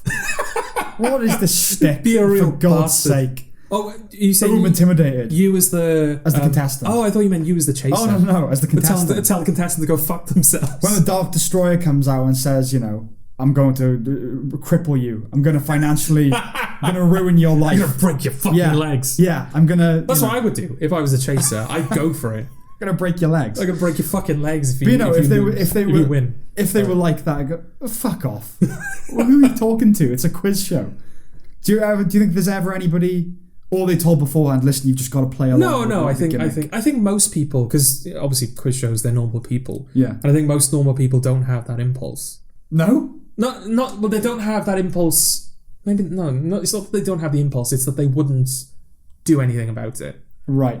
Because if I do that now, I'm going to look like a tit on national television. Would you? You'd love that person, wouldn't you? If you're watching the chase and they did that. No, because that's the thing. People like the chase and they like the chasers. So if I stand up to the chaser, people might think I'm a twat. Oh, okay. I don't think that. Okay. You'd like that contestant. Not you would like that contestant. No, I think people would. Not someone who goes like, "Oh, fuck off, wasting my time." Not someone who's taking it seriously, but someone when I don't think you would see. I think you would see that person who's like, the chaser, you big meanie, right, and you just go, "Oh, fuck off." Who do you think you are? I don't think so. I really don't think so. I think you would. And like I say, I'm not talking about the guy going, "Oh, fuck off, mate. This is you're wasting my time. Let's just get on with it." Yeah. I don't mean that. I mean someone who's like, "Ooh, Dark Destroyer, I'm so scared." Yeah, like you wouldn't like that person? I would. No, I think they're actually, they are taking it at its level. I don't think it'd be seen as that though. I think it would be seen as, they're trying to, have their 15 minutes of fame. Fair enough, but do you ever watch the chase and, the chasers and think, I enjoy their personae? Well, no, because they're very awkward. You cringe when they do that. That's so someone going laughing. Is that at part them, of the appeal? How cringy it is. Yeah. I don't know. Because like I said, it has a villain for you to root against, but also they're shit villains. Yeah. Who's it for? Who's that for? Like it would probably be genuinely intimidating if Christoph Waltz was one of and he's like, now if you get these questions right, I'm going to come down there. Or like Malcolm Tucker, who's like, I'm going to break your fucking legs. That wasn't Malcolm Tucker. No. That was just the guy. No, but who is that for? What is that artifice for? It was for the audience. But who does anyone actually enjoy? Like, I love the banter. I love the, They must do. It's like, or is it old people? Right? It can't be young people. Old people. Young people can't genuinely watch that and go, "Ooh, I think young people will watch it and go, "Oh, this is cringe, isn't this great?" But for old people, they just kind of enjoy I don't even know, the same people who don't like Simon Cowell, that kind of thing. Yeah, the people who just instantly they buy into. Don't understand that at all. See, no, I do not understand that. Like, not so much anymore, obviously, because he's softened. But in the early days of Pop Idol and The X Factor, like, Simon Cowell, he's nasty. Yeah. You're a grown adult. You're an adult. Why you think it's not a pantomime? Young people, I get that, because I think I was pulled into that when I was younger. Yeah. When you're 7. Yeah. You're like Simon Cowell. Why is Simon Cowell even allowed to judge this show? He's just terrible to everyone. But yeah, I used to think that when I was that age, like, he's the baddie, and she's the nice one, and then Louis Walsh is there. No, Louis Walsh is the baddie. We hate Louis Walsh. Not the start. Simon Cowell was the bastard. No, Simon Cowell is the bastard. Yeah. But we hate Louis Walsh. Well, we do. Simon Cowell is sort of the anti-hero. Like No. He's the villain. No. He's the bastard that nobody likes, but he's the one you want to impress. Whereas Louis Walsh is... Well, he's unlikable. He's unlikable. Yeah, he's not nobody the villain, likes though. Louis He's Walsh. not the villain. He's the Skylar. Sure. Yeah, because he's like... Yeah, but not when you're a kid. Do anything not wrong. when you're a kid. No. When you're a kid, Simon Cowell's the baddie, Sharon Osbourne's the goodie, and Louis Walsh is there. See, I hated Louis Walsh when I was... There was that one interview he did. I think he went on Top Gear, and when they were interviewing him, he was talking about like how he's the type of music that he's a fan of, and it's like genuinely like really good music. Yeah, well, yeah. Yeah. But that's the thing, it's not the type of music that he produces. I think he even says, like Jeremy Clarkson asks him, well, if you like all of this music, why the fuck are you a pop producer? And he goes, well, that's my job. I like that music. I like money. Yeah, I like that music at my job, but at home I listen to real music. That's fair enough. And after that, I was like, oh, I like you. I've got no problem with that. Yeah. I've got no problem with that. It was a bit like, it feels, Well, it's mercenary, isn't it? Yeah, exactly. But yeah, but like, no, okay, actually, you know what you're on about, Louis Walsh. So whenever Simon Cowell was a dick to him, I hated Simon Cowell more. Okay. Well, Louis Walsh, he's just got that vibe, isn't he, of someone who would date rape you. I think that's the problem with Louis Walsh. Simon Cowell... He's a bit of a blanket, isn't he? Bit of a wet blanket. A wet blanket, yeah. Well, Simon Cowell... Like, he starts talking, he's just like, yeah. Snorsome. You can see, Scar or what's the fucking... Captain Hook. They're villains. You can see them coming, you know what their deal is. Yeah. But Louis Walsh is the wolf in sheep's clothing, isn't he? He's the male feminist. He's the he's the slimy guy. It's like, oh, you know that guy was so horrible to you. I'll pick up the pieces. He's that guy. He's slimy. That's what he is. He does. He looks like he's emerged from. Come here. Come back to my flat. Yeah, he's that guy. Yeah. Like I don't trust him. Okay. He's a snake in the grass. Louis Walsh. Right. Simon Cowell, bad guy. Whatever. Yeah. You don't see Louis Walsh coming though. No. With the Rohypnol. Yeah. Sharon Osbourne is just, Well, she's the replaceable one, isn't she? Yeah. She's the one they always replace. Yeah. I think they replaced Louis Walsh once. Mm-hmm. And like 4 episodes in, they were like, yeah, we're bringing Louis Walsh back. We need Louis Walsh. He brings so much to the table. Yeah. You do need that, though. You need like the... Vanilla? Yeah, the vanilla and the Neapolitan. Yeah. You do. Yeah, as we've said. Like Eddie. Are you editing that out? No. No, okay. He's not going to listen. He never listens to these fucking... Eddie, let us know if you listen. He called me a fat cunt in episode 20, knowing that I edit these podcasts. Yes. So I like all this shit I'm saying about him. He's never going to hear about it. Yeah. Okay. Fair the only reason he'll know about it is for the canon of Funfiltered. I will have to bring this up with him. Right. Next podcast. You're going to tell him you called him vanilla. Yeah. Okay. What's he going to do? Yeah. Okay. Are we finished with sport? I guess. We weren't getting anywhere with sport. No. So maybe it's best just to end that conversation. Yeah, it's that David Mitchell sketch, isn't it? Mm. It's, the winners for this year at least, and indeed at most. Yeah. It's because... Constantly happening sport. Yeah. It's never going to end. And I don't... If you watch it to numb your mind, fair enough. But if you really care that your team lost, man, you got to find another hobby, I think. But that's what it is, isn't it? You care about a hobby. Yeah, but hobbies should have some benefit to you, or... Well, they do. Sport does. What? What benefit does it offer? Well, you come out of sport... wasting time getting angry about things that don't matter. Well, you come out of a football match thinking that you can play better than the players that are paid 80 million. That's some of it. Yeah. But that thing... I can play football better than Wayne Rooney. Like, it has that, right. that effect on people. But you wouldn't have to think that at all if you just didn't watch it in the first place. I guess. There you go. That's my... But you feel better about yourself because you think you're better than a guy who does this for a living. Right. Okay. It's not a serious point I'm making. No. Don't take it seriously. No, okay. Yeah, it's the caring. It's the caring that eludes me. Okay. Oh, fuck, they lost. Oh! Who cares? That's the thing. I get why people care. That is to say that nothing you've said to me has made me go, yeah, it's silly that people care. Right. It's when there are riots. Yeah. And people who they'll fight you because you hate the wrong team. Right. That stuff I don't get. That feels a bit excessive. You said nothing I've said has given any sense of why do people care. Mm. Tell me why they do. Why it's a good reason to care then. Well, that's the thing. Give me the counter. It's just a feeling, isn't it, that you have? Yeah. It's like I don't... Yeah, no part of me really is like, oh yeah, it's silly, people shouldn't care about sport. No part of you is like that? Not really.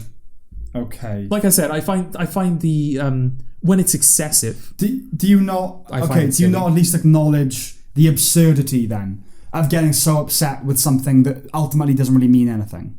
of really getting like I said, when it miserable. crosses a certain threshold. I'm not even talking about rioting. I'm talking about personally feeling deeply hurt. That's my point. When it crosses a certain threshold, then yes, I think that's excessive. But I think that you and I clearly have different thresholds. Yeah, but do you not acknowledge that at least then? That there's a truly caring that your team lost this year is absurd. I mean, yes, but I feel like you're pushing it to the extreme. No, I'm not, for us to be able to meet on. No, you're apprehending truly caring as like being suicidal. I'm not even. When I say truly caring, suicidal, violent. No, I'm not. Violent towards I'm others. not going that far. I'm not going that far. I just mean care. Like it matters. It matters to you. Right. You are upset by it, or you are angry that the other team won. That is kind of absurd. Maybe I just don't. I can't, I know it happens, but I can't picture someone being that truly invested. Oh, that's just a failure of imagination then. Okay. You've said people riot. Yeah, so people riot. So there's a continuum. You don't think people go from blandly indifferent to riots. There's a scale there. There's a scale. I know there's a scale. Yeah. But yeah, maybe it's just I've never really, I've seen, did you see the game last night? Yeah, fucking, oh shit, wasn't it? Right. You've never seen I've never seen someone like, weeping. Well, I'm not saying weeping. I'm not saying they're men, aren't they? They're not going to weep that their team lost, but they might get angry about it. Okay. Bill Burr, again, I used him as the example. He said that he's got to shut the curtains. Yeah, well, Bill Burr is angry. That's what Bill Burr is. Yeah.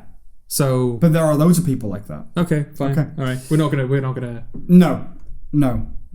I do find it odd though that you can't get your head there. That you can't get to that point. What point specifically? I'm just conceding that there's an absurdity to really caring about it. No, I agree there's an absurdity. I just think that the level that I have to get to be right, that's absurd, is a lot higher than yours. Right. Do you think it's... From what you've said, the general impression is if anyone is basically above the level of, that was a bit shit. Yeah. Then you think that's ridiculous. I think it's ridiculous. That's what it sounds like based on what I've heard from you. I think it's ridiculous to personally invest in it. Okay. That's what I think is ridiculous. That's like the point for me where it's a bit silly. Okay. But I do realise I'm talking to a fanboy. See, now what you've done... No. Genuinely, it was a revelation. This is not ad hominem. Okay. I just realised, because there are things... Because my next question was going to be, wouldn't you acknowledge it's silly to care about Sonic a lot? But you wouldn't, because you do. And so, maybe this is the wrong person to be having this conversation with. Okay. Oh God, we need Eddie back. Because I don't, I like my biggest fandoms. On some level, I acknowledge it's silly to really. If El Camino was stamped on the legacy of Breaking Bad, it would be silly to care about it, really, wouldn't it?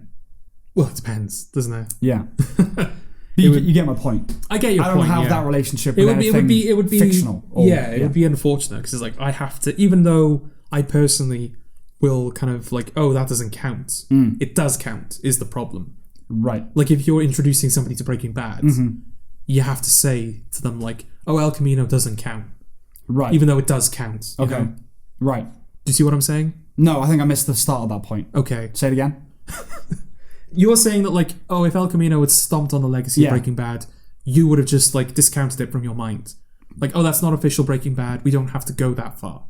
I don't have to rewatch it. Right. But it is objectively... Yeah. It counts. Yeah. On some level. I mean, I wouldn't discount it in that way. Like, no, it's Orwellian, didn't exist. I wouldn't rewrite history. Okay. The point I'm making is that had it done that, it doesn't matter. Okay. Nothing fictional matters, really, does it? Really? Okay. Do you not agree with that? Don't it? Like, there's a point where your obsession with something or your relation or your fandom for something that isn't real is like you got to get a perspective. It's not life. I can't care this much about a thing that doesn't exist. But what are you supposed to care about then? Life. Your relationships with other people. Your job. Yeah, but other people are involved in those things. What do you mean? Other people are involved in life, and there are other people at your job. Surely it's nice just to have a thing that's like, this is for me. Yeah, it's a hobby. Yeah. That's what a hobby is. Yeah. Yeah. Well, I'm arguing that your hobby shouldn't be the thing you care most about. No, but it's not wrong to care about it. Not saying that. Okay. I am a fan of all these things. I disproportionately spend my time and attention focusing on these things. And I do find myself sometimes caring about, if the Oscar goes to the wrong person or whatever. Yeah. But there's a cut-off point where I just remind myself, dude, it doesn't matter. Who cares? Right. It doesn't matter.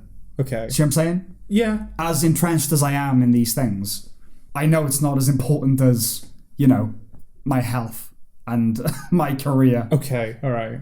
Do you disagree? No, I don't disagree with that, but that's a very unfun way of looking at it, isn't it? Well, no, because you're still having the fun, enjoying the thing. But you just no, you're not. You just have to have perspective. No, because you have the fun and you go, oh, no, it was wrong to have the fun. No, not at all. You just have to have a context for it. Okay. Yeah, it has to be in context with reality. When I have fun, I like to not feel guilty about having fun afterwards. Generally speaking. I'm not saying that. I don't I do a thing that's fun and then I go, oh, but it doesn't matter really. Like that fun I had doesn't matter. Well, I don't do that. Okay. All I'm saying... You do a bit though, that's kind of what you put it in context. Right. If you find yourself caring that much about something, you've got to go, it doesn't... Sonic, how angry you got about the Sonic film. Yeah. Do you not after that go, I've got to get some perspective? I'm like, it doesn't matter, man. I've not been wronged. There's not been an injustice. Well, I had a bit. You hadn't, though. I have. You hadn't. Well, no, Sonic has been wronged. Right. Was my point. Okay. Who cares? I care. You shouldn't care this much. Why? Well, that is an argument against being a fanboy or a fangirl, period, isn't it? It's you have a disproportionate relationship with the thing of which you're a fan. It doesn't take reality into account. That is the problem, ultimately, being a fanboy. No, I think you can be If we're getting serious about it, the problem with being a fanboy or a fangirl is that you don't have a good sense of the world in relationship to the thing of which you're a fan. Not always. That's what they are by definition. No, I don't think... I think you could be a fan of something, like A fanboy. But I think you can still have a healthy relationship with reality. I know. No? I think that's definitional. That's within the phrase fanboy or fangirl. Okay. Within the term. Right. What is the distinction between a fan and a fanboy? Well, fanboy is a negatively charged term, isn't it? Because it's... why? What okay, that's the thing. It's come to be associated with people who are just unapologetically like, nothing else matters. Mm-hmm. It is just this thing and this thing only. Whereas I don't think that's... Well, how do you define it then? How do you define fan and fanboy? Well, I think there are gradations of it. I don't think there's just one level of fanboy. Okay, so what's a casual fanboy? We imagine like one level of fanboy. Okay. But I think there are other levels. So describe to me the most casual fanboy. Well, someone who like supports, like someone who like engages in an ongoing thing. Yeah. But still has like a firm grip on reality. Well, that just sounds like a fan to me. Well, yeah. A fanboy. Okay. What's the distinction? I don't know what you're asking. I'm asking what's the distinction between a fan and a fanboy? Well, like I said, your fanboy is, nothing else matters. Right. Yeah. But you said there are gradations. Yeah. So what is the most casual fanboy? Well, fan is the most casual version of the fanboy. They're two separate things, though, aren't they? You can't say the most casual, the most casual type of fanboy is just a fan. The thing. It doesn't invalidate my point that there are levels of fanboy. No, it doesn't. But it kind of does, because if we've got fandom on a grade, yeah, casual fan at the one end and hardcore fanboy at the other. Yeah. All right. Yes. There you go. Hardcore fanboy. That implies that there are grades. If you're putting fandom on a grade. Right. But if you're separating into fan and fanboy. Well, no. If it was just like if fanboy was one notch on that gradient, then you would just say fanboy. You wouldn't say hardcore fanboy. No. But right. Okay, the grade is fanboy. Is fandom, sorry. It's fandom. Okay. It's being a fan of it. So on the left side you've got not a fan. Right. Right? Or actively against. Okay. Right? Anti-fan. Right. On In the middle end, you've got fan.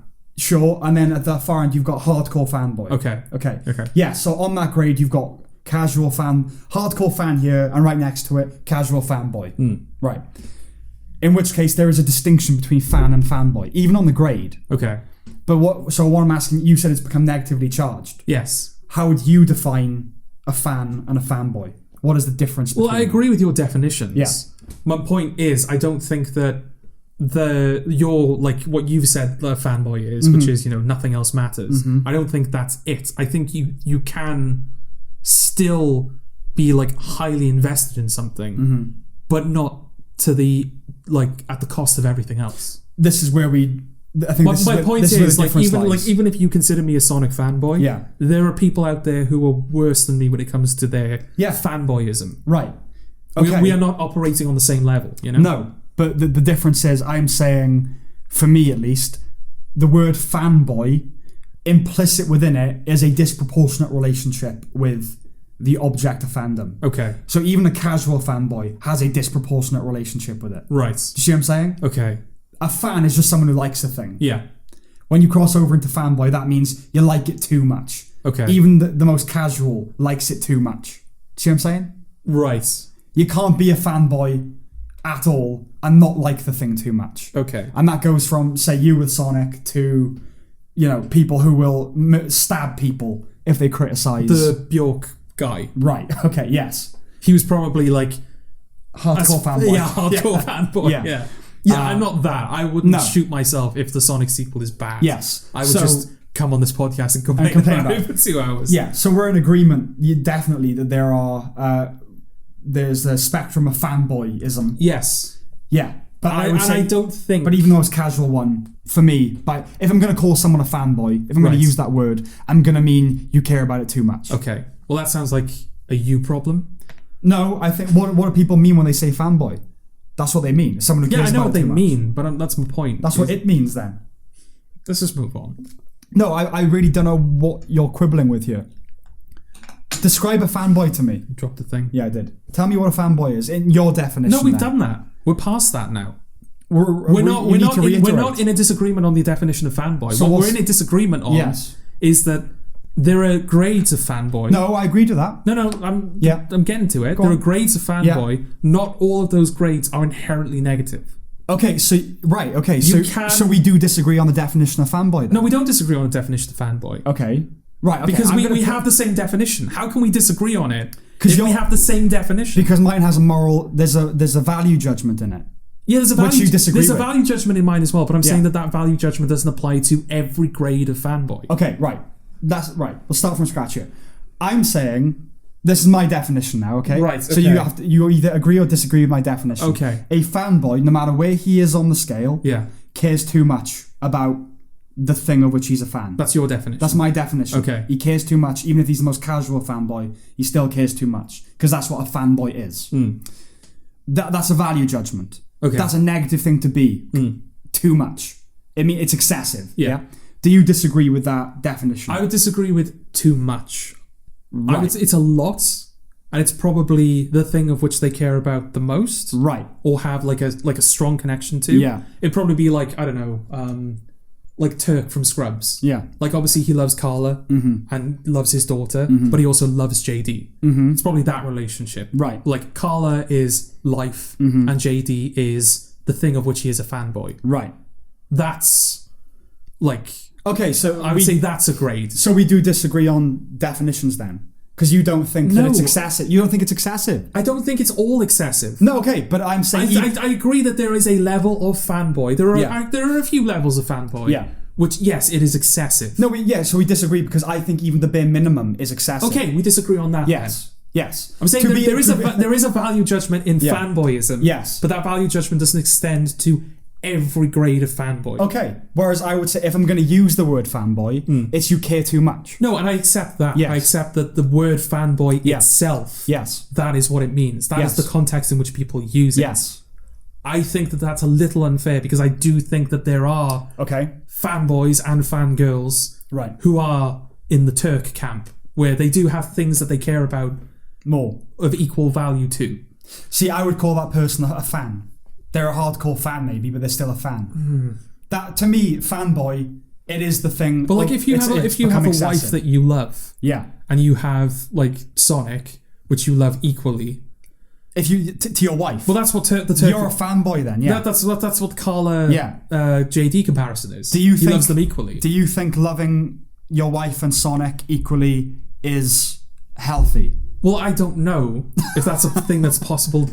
I'm sure it is. I'll have to get back to you when I get a wife. I'll let you know, like if I care. All right, conceptually then. Okay. Do you think it should maybe tip a little bit more in favour of the wife than it does the video game? Well, not if it depends, doesn't it? No, it does. It doesn't. Like if Sonic is taking priority over the wife, then okay, maybe I do need to have a look at my priorities. Right. But if they're getting If they're equal. Well, if my fanboyism of Sonic is not at the expense of my marriage, right, and my marriage is not at the expense of my opinions of Sonic, then that's a pretty good balance to have, I think. Okay, well, I have this thing which is mine that I love and that I care about, and I have my wife, which is something else. Okay, let's say it becomes a choice. You somehow love these things equally, which is impossible, as we both know anyway. Sure. But for the sake of this hypothetical, you love both things equally. And you have to choose between the two of them. Why is it a choice? Because the wife's like, I'm sick of you and the Sonic thing. Right? It's him or it's me? Yeah, right. Exactly. It's Sonic or it's me. Okay. What do you do? Well, I'm not going to get rid of I'm not going to stop liking a thing because you told me to stop liking a thing. Okay, so you choose Sonic over the wife then? No. That's the choice. That's not what I said. Okay, go on. What I said was... You're playing secret. No, I would go like, right... Why is this a problem for you? Why do you always do this with hypotheticals? It's a choice. But this is what a hypothetical is, isn't it? No, hypothetical. We're exploring this hypothetically. Yeah. This situation is unfolding. Right. You know when people say, would you rather be eaten by a crocodile or for a shark? Yeah. You go, well, first I would implement self-defense measures. So of course. It doesn't matter. You've got to choose one of the two options. That's the hypothetical. No, because hypotheticals, you're trying to force me into making a decision. Yes. Which does not help my argument. That's not what a hypothetical question is, Jordan. It is typically a binary choice. At this current moment in time, I do not have an answer for you. Okay. What I'm doing is trying to explore this hypothetical to the point where I feel comfortable giving you an answer. Well, let me just say then, the fact that you cannot provide an instant answer is exhibit A that you are indeed a fanboy. The answer is the wife comes first, obviously. Well, yeah, then you're a fan. Yeah. But we're talking about fanboys. Yeah. I asked you, what would you choose between... If your wife said it's me or the games, what would you choose? And that's why I said I would ask her what her problem is. Okay. With the games. What is it about my engagement with this? It's puerile. I don't want to be with a man who plays video games. Well, when did you become so narrow-minded? One of the things that I love about you when we first met is that you seemed so... Well, when we first met, we were both 19, and now we're in our 30s, and it's just a bit ridiculous. But people grow. People grow up. People get older. Yeah. Doesn't mean that I have to sacrifice things that I like. It doesn't mean that you have to grow up. Yeah, it does. No. I didn't say that. I said it doesn't mean I have to sacrifice things that I still like. I'm the wife in this, right? Yeah. Okay. When we met, we were 18. Playing video games all the time. Oh, we were 18 now? 19 then, fine. Okay. 18 going on 19. Right, sure. It was okay because that's what life was. It was playing video games, getting drunk and all the rest of it. Okay. But we're in our 30s now, and I don't want to be with a man who plays Sonic all the time. Well, here's the thing. When we were 18 going on 19, we were going out drinking all the time. Right. That is an activity that it feels like we're past. Yes. Because now that we're settling down and we're sort of living a more domestic life and we're thinking about having a family... Yeah. Like, going out getting drunk all of the time, that is going to interfere with my duties as a family man, as a father, as a provider. Mm-hmm. Whereas, when it comes to video games, like, I'm here in the house. But like, if I'm playing Sonic and, like, the baby's crying, okay, I'll pause the game and I'll go sort out the baby. It's just an attraction thing. Yes, we got too old to go out drinking all the time, and you got too old for Sonic. You just haven't realised it yet. No, I haven't got too old for Sonic. You have. It's not a thing that happens. You're 35, Dennis. Who's Dennis? Oh, sorry, that's the lover I clearly have on the side because you can't fulfill me sexually. Because you're playing on the other joystick all the time. Well, maybe you should spend more time with this Dennis. Well, I will, unless you give up Sonic. Well, why does it have to be a choice? Because that's the way it is. No, it doesn't. Yeah, either you're the only person who thinks I need to make a choice here. I'm your wife. Yeah. I'm the only one that matters in this decision. Well, we're not considering Sonic's feelings, are we? No, he doesn't exist, Dennis. He's not real. It's not real. Why can't you just... What is it that's so special about Sonic? It's fun. Don't you get joy from me, from your friends, from your job? Yeah, I do. I also get that from Sonic. But it's taken over your life. It's not. It's all you do. It's not. It's all about balance. It's not about balance. If you was truly balanced, then I would feel satisfied. Okay. You spend too much time playing video games. I don't feel I do. Well, you wouldn't, would you? I'm the one telling you, as your wife, that you spend too much time playing. Well, I think we need a second opinion, quite frankly. Who else could possibly have an opinion about this? Well, let's ask Sonic about this, shall we? He's not real! He's not real. Okay.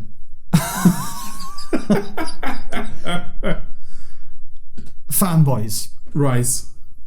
However casual you might be. Okay. I'm only going to use the word if you care too much about the thing. You're only going to use the word. Yeah, but I think that's that's what it means. And in fairness, that's how I would use the word as well. Okay. But also, if someone said to me, I am a fanboy, or I am a fangirl, I wouldn't immediately go, oh, you're a lost cause, you care too much about the thing. Not a lost cause necessarily, but if someone said to me, if someone self-described themselves as a fanboy or a fangirl, I would probably consider it ironic.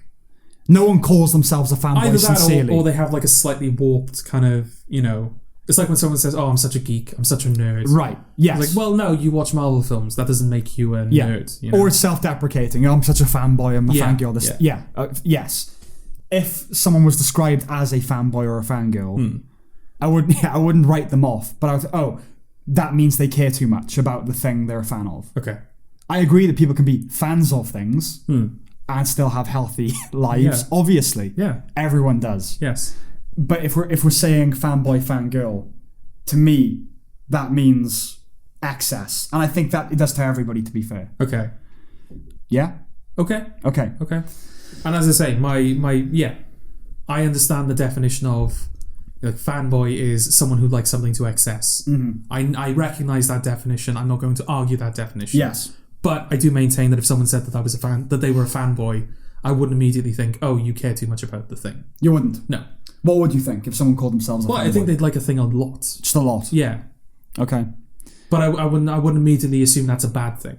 Okay. It's like, oh, your relationship with this thing is too much. That's probably where we draw the line then. Yeah. That's where we diverge. Oh, it's become very clear that we have different Yeah, but I think that's clearly where you think there can be such things as a positive fanboy, and I don't. Yeah, I do. I think they can be good, positive fans. I think if you're a fanboy, it's that Stephen Fry thing of like, too much thing is bad for you. Of course it's bad for you. It's too much. By definition, it is excessive. Right. So that's kind of what it is for me. Okay. But I'm not like a casual fanboy. It's like, I'm just like, I'm a weekend, murderer. I'm a weekend murderer. It's, yeah. Okay.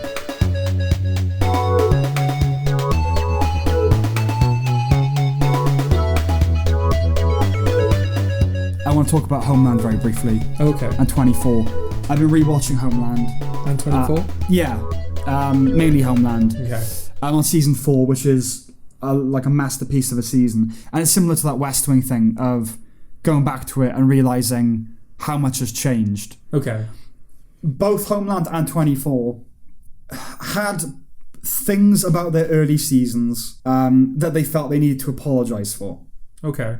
In 24, Jack Bauer goes around torturing everybody for information all the time. Yeah. Because there's a nuke that's about to go off or whatever. Famously.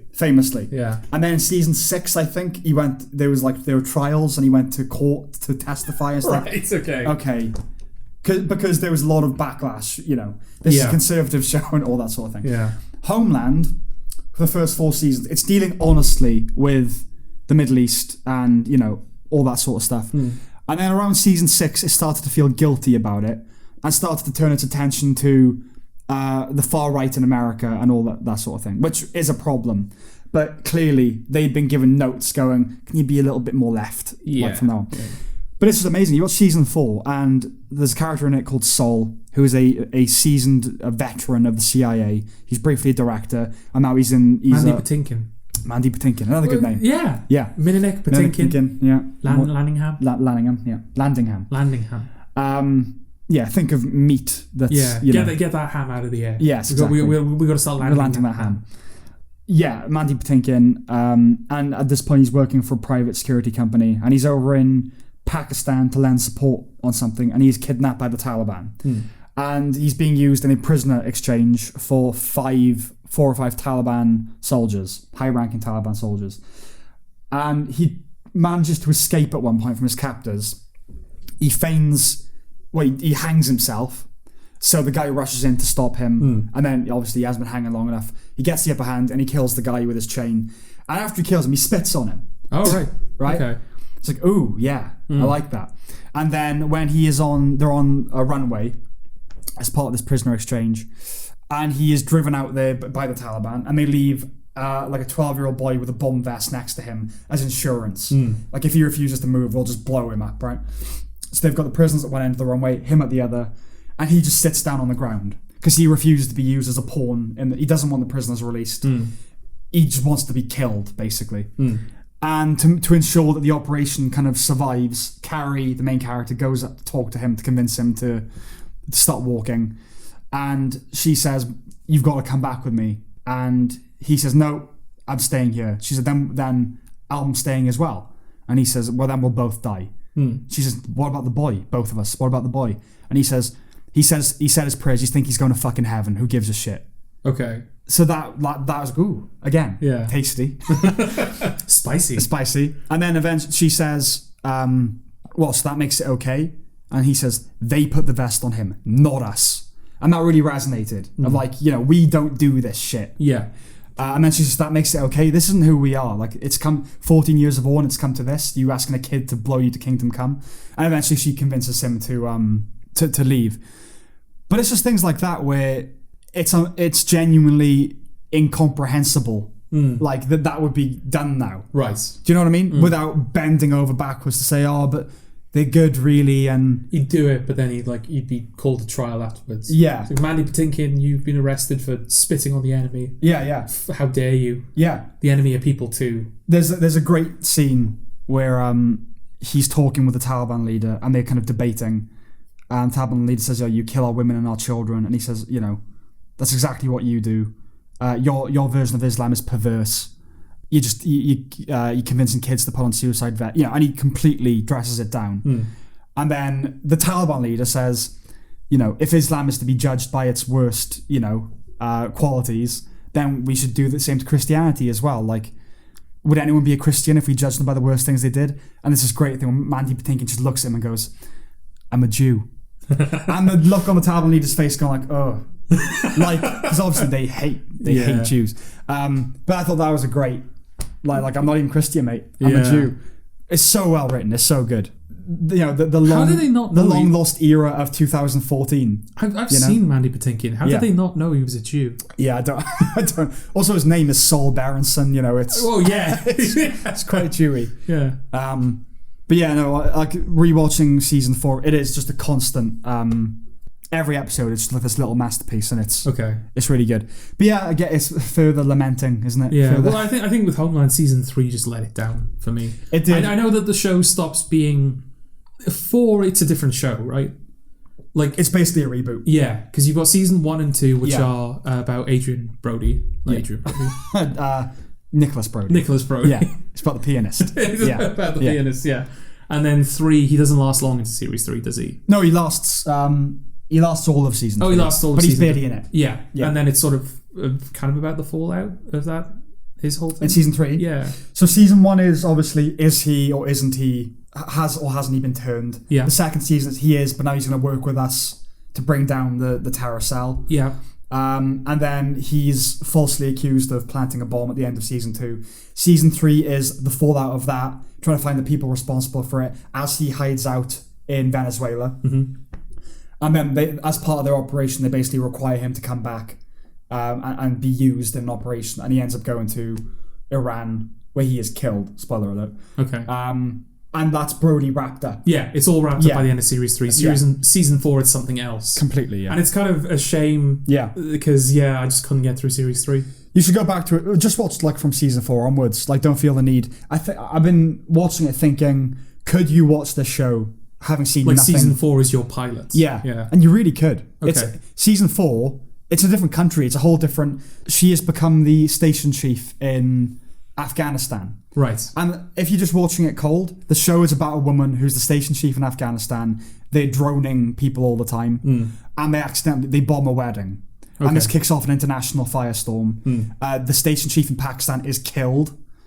And it becomes this massive controversy. And then it's about like the internal workings of the Pakistani intelligence service and the Taliban. And it's a totally, other than characters knowing each other that would have met in earlier seasons, you need know nothing.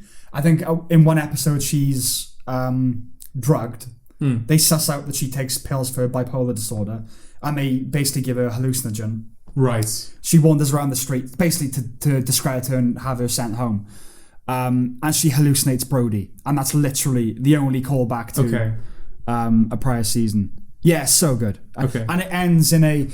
well, I won't say how it ends, but there's the villain of that season, which is the head of the Taliban, or one of the heads of the Taliban.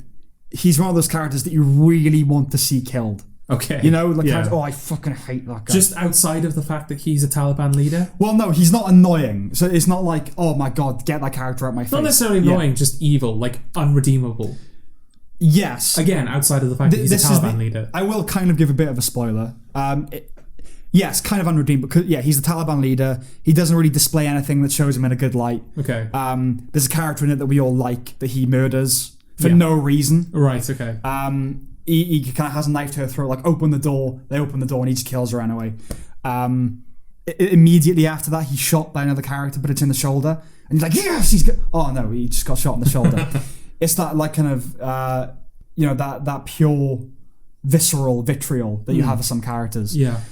He escaped season 4 unharmed. You think it's going to lead up to his, bring down that guy.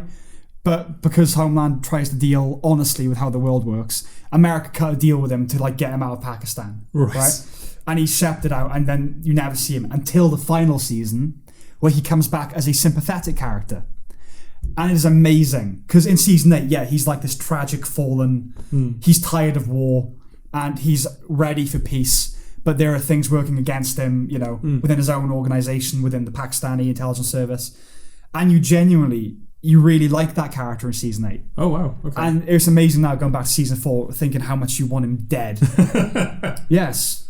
And does he still feel like the same guy? Yeah. Okay. Just years have passed, and he's jaded, and he's a bit like, I'm tired of war, I want to go home. That's always a good test, does this still feel like the same character? I still think that Ben from Lost is kind of the perfect benchmark. The greatest arc. Yeah. He is just an outright villain in series 3, and then by the end of the show, like, you're happy, with the fates that he ends up with. Yeah, like, you're with that character. It reaches a point where he's sort of like, there's a point, I think it's series 5 maybe, where he sort of dips back into villainy after becoming sympathetic for a while, and you're like, oh no, no, Ben, it's upsetting. No, I want to like you.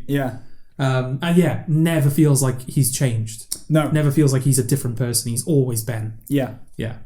It's, well, in Homeland, I mean, it's different in that you don't see that arc kind of play out, because he's in season 4, then disappears until season 8. Never even mentioned it, I don't think. But yeah, even though he's an evil bastard, he's never really sadistic until he kills that woman. He does it because he's a Muslim. And he's like, you're a Muslim killing Muslim, you're working against your own people. And he does it just, to be a bastard. Other than that, even though we're not on the Taliban side, it's a war, and he's doing a thing that you would do in a war. Yeah. So when it comes to season 8, and he's this tired, like, can we just stop with the fighting? Yeah. You get it, and you needn't have seen that fatigue set in. He's kind of recast in a way as like the fallen tragic. Okay. Yeah, he's the guy that wants it all to end, but then his son is, a virulent jihadist. Okay. I see. And so he's trying to like control elements within his own. It's great. It's really good. It's just a shame about season 3 kind of sucks. Season 6 and 7 kind of suck. Okay. But then 4, 5, and 8 are like, they're perfect. So it's such a weird kind of... Yeah. That was all I had to say about Homeland. Okay. I have a question for you, actually. Go on. I should have asked this when we were talking about Sorkin. Yeah. So it's a bit of a callback to that, but not really. Only that it would have made a good segue. Okay. What do you think most people's image of a writer is? When people think of a writer, what do they see? Just a writer. Yeah. Okay. Yeah, I don't think people see anything when they think of a screenwriter. No. Most people don't know screenwriters exist, I think. Like, you write books, you make movies. Yeah. Movies aren't written. Actors make up the lines. I think a lot of people genuinely think that. The actors, that's all the actors. Yeah. Movies aren't written. Yeah. And it's not like, it's not like a bigoted thing or anything like that. It's like, writers don't need to write movies. No, it's just like, they genuinely don't. Unconsidered. Yeah. Just unconsidered. So I suppose just like a writer, traditional, like, a writer in the traditional sense. I suppose. What do people see? A person with glasses, either in an their own office or in a coffee shop, typing away at a laptop. Okay. With a mug of coffee. Okay. Maybe slightly messy hair. Okay. Why? I'm just curious. Okay. I'm just curious what it was. I was watching this porn the other day. Sure. And there was There's a writer in it. There was a writer in it. Yeah, he was writing. Fantasy. Oh. Okay. Yeah. He wasn't in the porn. No, he wasn't in the porn. It was the porn was there's this writer in his home writing. Is he writing the porn? No, he's just writing. Oh, it's not meta. No, it's not. Okay. It's not meta porn. Porn isn't quite there yet. No. I don't think we got a couple more. I don't know. We've probably like a couple more years of porn before it starts to get too meta. Well, it's like Avatar, isn't it? Like we've got we've got VR porn. Yeah. But we have the story, like the writing hasn't. Oh no, actually, no, there is kind of meta porn. Yeah, there kind of is. There is. There's a couple. What's it called? Pure Taboo, I think, is the name of the network. Right. They've done a couple of porn videos where the scenario is clearly like it's not like directly casting itself as this is about porn, but that's clearly what it's about, if that makes sense. Okay. There's like a scene where there were these two people who were like trapped in this cage together, and there's like a camera up on the wall, and that's basically it. There's also like a countdown. I think the scene is called The Countdown. Right. There's like a clock that's counting down, and they realize that every time they touch each other, the clock stops. Okay. So they kind of figure out, we've got to like have sex in front of this camera. Right. And as they're having sex, they keep like looking at the cameras, going, "Is this what you fucking wanted?" Okay. And like ridiculing the person watching them on the camera. Yeah. Like even though it's never stated this is about porn, it's clearly about porn. You know. Yeah. There's a couple of others I can't quite remember the situation. You're quite a connoisseur of pornography, aren't you? I mean, yes and no. Listen, I don't feel I can speak intelligently about it, really. But my relationship with pornography is I hover over a thumbnail. If it looks vaguely decent, like, that appeals to my taste. I click on it. You're not looking for porn you're looking for porn in its like simplest, most honest, most honest presentation. Sense. Yeah, you're not looking for like the story. No, I just want people to fuck. I want to watch people have sex. That's the thing. Like, I can't you're a writer and you've studied English. You know, like storytelling. Right. So I don't know how you could watch porn. I know you don't. Yeah. Because you said you don't. But how you could watch like the story portion of porn. Yeah. And not like enjoy it. No. Just like not sort of see what it's doing. Oh, right. Like I didn't analyze the countdown. Yeah. I saw the story portion of the countdown and went, that's clearly what it's doing. But you watch porn. It's not like a byproduct that you kind of soak up these posturing towards art. You know? You watch it for that. Sometimes you don't even do your thing. No, I never just put it on like I'm going to watch some stories. Oh, I thought you did. No. Okay. I don't know if what was it, episode 3 we talked about porn? One of them. I just remember like how coy I was. And then just like, I was talking about like... you're getting annoyed at all like jabbing and... There was that, you're just getting, no, this is serious. Let's take this seriously. But no, it's just like that. I don't know if I'm allowed to say the names or like how like back when we didn't want to rock the boat too much on this podcast, and that's now gone. That's now sailed. I think we said the M word on the last podcast. Something like that, yeah. And they would go back to episode 3. It's like, I don't want to say the porn actress's name just in case we get in trouble for some reason. She's a public figure. They count, don't they? I think so. Yeah. I don't know what the general your conduct is supposed to be with a porn actress. I think I've said off podcast, like, is it okay for you to say like I'm a fan of your work? That feels like way too intimate, even though like that's why I'm watching you, and you are like that is the intent of what you're doing is for me to watch you and do that. You know. Well, it's a private thing, isn't it? It's people doing something for your private enjoyment. Yes. You don't discuss it with other people. No. Or with the podcast audience. Yeah. No, you know what I mean? So to go up to a porn star and go... I think their usual experience is men looking at them with vague recognition. Yeah. You're that... Oh, yeah. Yeah. I could never do that. No? Like go up to one and say, oh, yeah, big fan. Yeah. That's the thing. I don't know whether like the novelty of... Well, I'm talking to a porn star would sort of carry me through that conversation. I definitely want to have a conversation with a porn star. But I feel bad in a way that would be like, that would be the situation. That's like, all they are. Isn't it funny that I'm talking to a porn star? It's like, but the person underneath that they've done it, though. Is not getting a look in. That's what they've done it. Like, it's not, what else are you going to talk about? You haven't written a book. No, you fucked on camera for my pleasure. That's what we're going to talk about. Yeah. Like the Eric Weinstein interview where he talks to... I don't remember her actual name, but it's Riley Reid. Is it Ashley something? It's Ashley something, yeah. Yeah, he talks to her, and he tried to kind of talk about it conceptually and penetrate it as to her.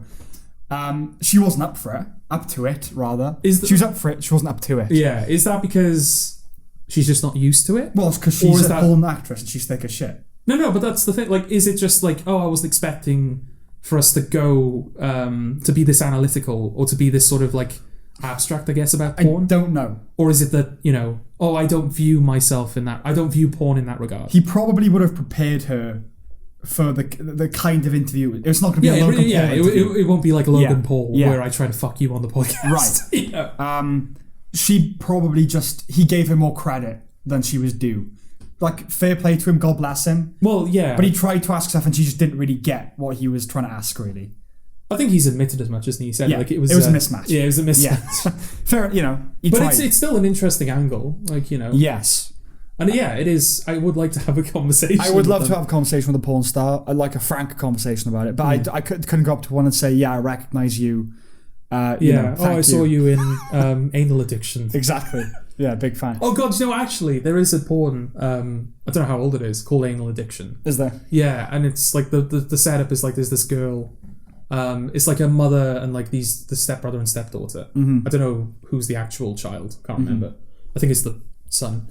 But anyway, the stepdaughter is like she's got an anal addiction, as it were. So she's constantly like putting things up her butt to satisfy that addiction. Yes. Starts with like a dildo, and then it sort of escalates from there. Mm-hmm. And there's like they do this weird like it's only at the beginning and the end, but they do like pieces to camera. Okay, vox pops. Yeah. And so she's doing this interview with camera, and she said, I caught her with like a cucumber up her butt. Right. She went, it's terrible. I'm having to like double wash all of the cucumbers. Sure. Throw the cucumbers out. Yeah, buy new ones. Yeah. Yeah. Put them on a high shelf. Yeah, don't fucking... Yeah. Don't wash them. Don't wash them. To be fair, you don't eat the outside of the cucumber. Well, you kind of do. Like you chop the cucumbers up. Yeah. I don't know, it seems very more palatable, doesn't it? Because you're not eating it like a baguette. It's like, you wouldn't want it. It's like, it's okay. Any moisture, you'd be suspicious of. This has been up your stepsister's arse. Don't worry, I've washed it. Yeah. I still wouldn't eat it, Do you know a cucumber is 90% water? What's the other 10%? This one's 80% water. But the reason I asked about, I was alluding to the porn that the writer was in. And he was like, he kind of what you described. He had glasses. Yeah. He was like stick thin. Yeah.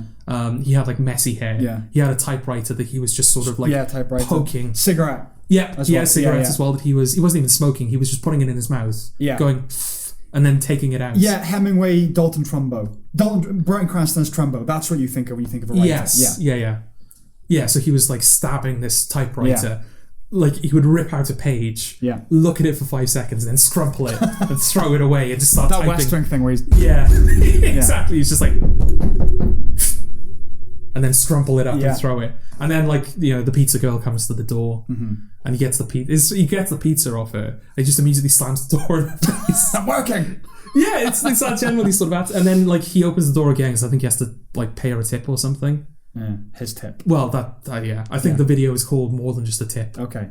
More than a tip. And then as he's like signing the paper or something, she goes, "Oh, are you Marcus Villeneuve?" Aurelius. Oh, okay. Marcus Aurelius. And he just looks at her and she goes, "Oh, I'm like your biggest fan. I'm a fan of all your books." And he just slams the door in her face again. You don't read, bitch. Yeah. And then she comes back again for some reason, and she's like, "Oh, can I use your bathroom?" And he goes, "Fine. Then you leave." All right. And then she's German. I think so. Okay. Or like French. Okay. Like European. Pan-European. Yeah, that's like that's another part of the writer cliche, isn't it? Like a pan-European. Yeah. Yeah. And then she goes to the bathroom and she like prepares herself and then she goes in and he's begrudgingly like, "Oh, fine." It's like, I don't think this is how this situation would play out. No. It'd probably be closer to like that episode of Community where whoever the teacher, the teacher that Jeff dates in series 1. Vaguely. Like with the dark hair. Yeah. And they go to like a fancy dress thing and he just sits down and he goes, "Please sleep with me. Yeah. I'm so lonely." That's how it would play out. Yeah. If a writer met that girl, Yeah, writers don't get laid. No. That's just not how it works. Yeah. I think Louis C. I mean, he's a stand-up as well, but he said that he put it in his show. He slept with one beautiful woman once, like stunningly attractive woman. Yeah. And she just cries. Yeah. Don't blame him. Yeah. Don't blame him. Was it him? It's like, they might be your rate, but you're there too. Yeah, Something I think like Jim that. Jeffries did a joke like that as well. Yeah. It was like, it's the best day of yours and it's the worst day of theirs. theirs. Yeah, exactly. I think another thing with porn, you should have a degree of shame about it, shouldn't you? Yeah. Like, it's not something that you would want to discuss with people. Exactly. So you wouldn't go up to a porn star because you wouldn't, Yeah. It's going before God as a Catholic and saying, I did this, I'm sorry, It's weird, isn't it? Because there's nothing... Again, excess is a problem. But in and of itself, I don't have a problem with porn. I don't think it's ethically wrong if it's, if it's ethically carried out. Porn can be... Yes. The conduct of porn can be ethically wrong. Yes, exactly. Yeah. Basically, every porn documentary ever is about how porn is morally bankrupt. But because we can't vet whether each video is, what's that word? Not free trade. What's the word? I don't know what you... Like when things are made properly. Like, and they haven't exploited any workers to... free range? No, not free range. Organic? No, kind of. Yeah. What's the word for it? I don't know. I don't quite know. Is free trade the word? The term? Yeah, I feel like that's... Yeah. Free trade, hang on. Free trade. That just feels like a capitalism thing. Free trade coffee and... Yeah. Is it free trade? Yeah, no one was harmed in the making of this coffee. Or the harvesting of this coffee. Free trade coffee. Fair trade. Fair trade, sorry. Fair trade. Yeah. Yeah, but you can't vet whether porn is fair trade porn. So you just have to hope. I hope she wasn't exploited. There was one, there was another video I saw. I've seen many videos. I'm sure you have. Well, most people have. I feel like it's fair to say that if you've watched porn, you've seen many videos, Well, unless you're starting out. I mean, I think few have the catalogue to mind as readily as you do. Yes. It just so happens that you're saying things like, oh, that reminds me of this thing. Yeah. But there was like... Is like all roads lead to porn for you? Like everything, ultimately, the conversation will steer back to pornography? No. No? Okay. No. But no, there was a porn where it was a bit rough. Right. By design, that was the nature of the scene. Oh, yes. And then like at the end of the video, they tag on this bit where it's like the cameraman, or the director I think it is talking to the actors involved. In hospital beds. No, they're just like in the kitchen and they're like, what's your performance name? And they say their performance name and they're like, were you raped? No. Like they're sort of like, this is sort of like proof, if you will. Were you raped? Yeah. During the making of the scene, were you raped at any point? And they were like, no. What does that mean? Well, like I said, it was a rough scene. And I think the nature of the scene was like, the premise of the scene was like the girl... It was a rape fantasy kind of. Not like a rape fantasy, but the girl wasn't immediately like, on board with the idea. Yeah. Okay, so there was a bit of... I see. That's weird though, isn't it? Well, it took me by surprise. Yeah. Were you raped at all during the scene? Yeah, there was a third question. I can't remember what the third question was. Were you manipulated? Were you exploited to be in this scene? Maybe. Was your self-esteem targeted by us? Not gonna ask that, are they? No. Was your father a good father? Yeah. But yeah, I think that's the only time I've ever seen that, where they've like tagged on. I've seen it where they've like the scene has ended, but they've kind of kept recording. So like they're out of character now and they're just kind of like, oh, I think that went well. I've seen that. Yeah. I've seen that. But I've never seen them like add an addendum where it's like, were you raped? Like, do you give permission for us to use this footage? That took me by surprise. Is that their version of fair trade? Maybe. But surely that would be more common practice, It's a bit of a boner killer. Well, I mean, it was after the video ended, so presumably by that point you're done with it. You are, but it's a weird accompaniment, isn't it? A weird overture to that shame and guilt that you feel after you're done, after you climax. To have like, oh, now we're doing the paperwork. Yeah. The admin of cleaning up after yourself. Well, that's weird. That's probably like as you are cleaning up after yourself, that's playing in the background. Does anyone get to just to make you feel better? I guess they come and then they go, oh, I'll just wait to see if it was cool. All cool. No, all right, okay. I can go on my day. Oh, now I feel terrible about what I've done. Weird. Yeah. Put it at the start. And again, it's like it's not the best aphrodisiac. No, you gotta. It's hardly a worthy cold open, is it? No, but just put like there should be a like as it's happening, just the words at the bottom of the screen. This woman is not being raped. like flashing across. Like an advert. There should be little logos. The what are they called? The Enter the Void. where it has those like flashy like like opening credits. Just like neon. Neon. Like this woman is not being raped. Or Brassai. Yes. This woman is not being raped. And it's like all over the screen and constantly cutting about. Or just like subliminal inserts just flashing up. Not rape. No, they just have little logos they put at the start. You know, on the back of DVDs you had contains nudity and violence. It's like not rape. Yeah. You know, not exploitation, equal pay. And then you just get the logo. What do you do? Good, okay, carry on. What if you get like the rape logo? Like this porno contains rape. I feel like they wouldn't put that on. I don't know. You wouldn't find it on conventional channels, obviously. No. But unless you're looking for it. We can't. Like there is definitely rape porn out there. Like actual rape. Yeah. That's probably like deep web shit. Yeah. You're not going to find that on Pornhub. No. But there's definitely like Well, yeah. I mean, there are videos of children getting molested and stuff. Yes. Thankfully, I've never encountered anything of that sort. I haven't. I mean, I wouldn't.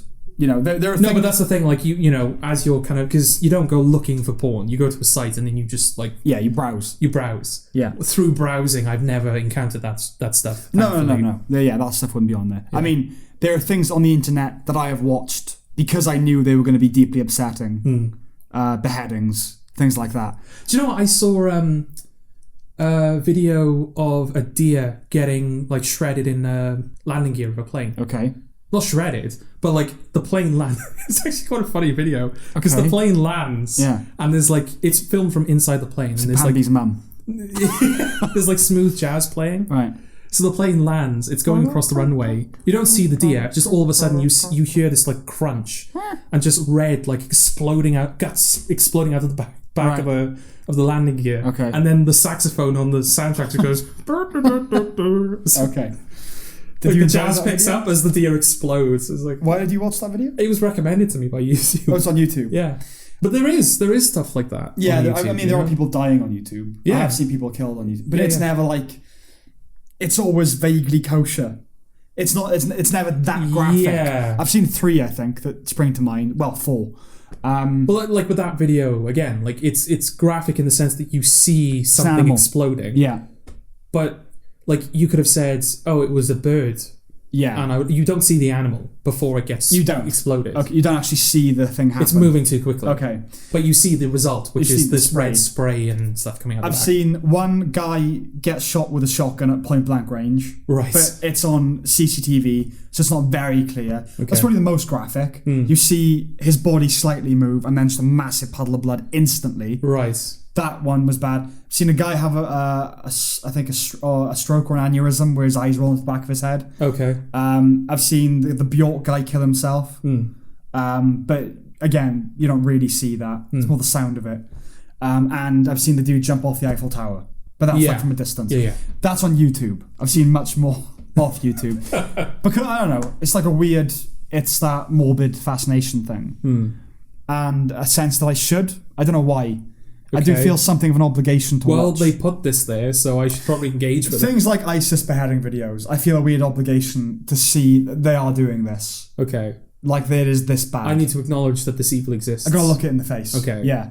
I don't enjoy it. You know what I mean? It's like Mark Kermode says. If you said that, like, I unwind with a few ISIS beheading videos, I'd be a bit worried. Kermode said a really interesting thing. In response to people criticizing horror films for being sadistic. He said horror films aren't sadistic, they're masochistic. You watch them because it's an unpleasant experience for you. You don't watch it to enjoy other people being inflicted with pain. Yeah. It's the same thing. Watching those things is a masochistic exercise. But I couldn't watch, I don't think, a rape video. No. And I couldn't watch a child. The reason I mean, you brought it up, to be fair, but okay. I was listening to a Sam Harris podcast where he was talking to a New York Times reporter who's been researching the exploitation of children, the sexual exploitation of children, and he's talked about videos that he's watched. So that stuff is out there, kind of. But that is one thing that I'm not gonna. Yeah. I couldn't. But that's just. Well, there's no kind of. Yeah, there's nothing redeeming about it, really, is there? Well, it's not just that. It's too sickening. Yeah, I don't know if this is a conversation we've had on podcast. We've certainly had it off podcast, but we've debated what's the worst crime, murder or rape, haven't we? And my position was rape is worse because there is no situation where rape is acceptable. Yeah. You can at least contrive a situation where you can go, okay, I understand why you murdered. Yeah. There's no situation where you could go, yeah, all right, I can understand why you raped. It's weird. It's never okay. It's Same never with children. justified. It's just never okay, you know? I don't disagree with you, but I think it's kind of an intuition thing. I think that murder is worse. Rape feels worse. I think that's what it is. Yeah. I agree with that logic of it can never be justified, whereas murder, that's a value in and of itself. It's not manslaughter. Yes. Murder is its own thing. But like murder, it's like, this person, the world is better off with this person not being... Well, you can understand murder, I think. It's easy to understand yourself being capable of it. Yes. In the right circumstances. It's harder to imagine yourself being able to rape somebody, I think. That's part of the reason. It's viscerally... It depends on how you kill the person, but it's viscerally worse. You know, in your imagination, it's just worse. But I think, murder is a worse thing to do. Because a rape survivor can get over it. Survives. Yeah. You're robbing the person you kill of everything. Any experience they could, Yeah. I don't think there are many rape survivors who would say, I'd rather he killed me. So... Those people are out there, definitely. Oh, yeah, sure. But yeah... thank God I'm alive. Yeah. I take your point that, yes, there are situations in which... There's no situation where rape is okay, but you take more from someone that you murder. Everything. Yeah. It's the most selfish thing you can do. The person who gets murdered loses more than the person who gets raped. Yeah. Obviously not to diminish. No. That was in a TV show or a film or something where they talked about murder as the most selfish thing you can do. I'd say rape is the most selfish thing you can do. No. This is in a TV show. Okay. Because maybe it's a serial killer or something. Because rape services no one but you, right? No one else benefits from the rape. No. People can benefit from a murder. Yeah, murder is conditional, isn't it? Whereas rape, it's always not good. Yeah. What TV show? Like a serial killer, it feels like saying, murder is the most selfish thing you can do, so I allow a certain thing to happen. Okay. It might be Dexter or something. You're rewatching that at the moment. Yeah, I haven't encountered that. If it isn't Dexter, I haven't encountered it yet. What season are you on? I think maybe halfway through series 3. It's still on 3, okay. Yeah. Yeah, okay. we had a bit of a delay. Okay. But yeah, I'm still halfway through series 3. It's still good. Let me know if it comes up. Oh yeah. It's still very good. It's going to get bad.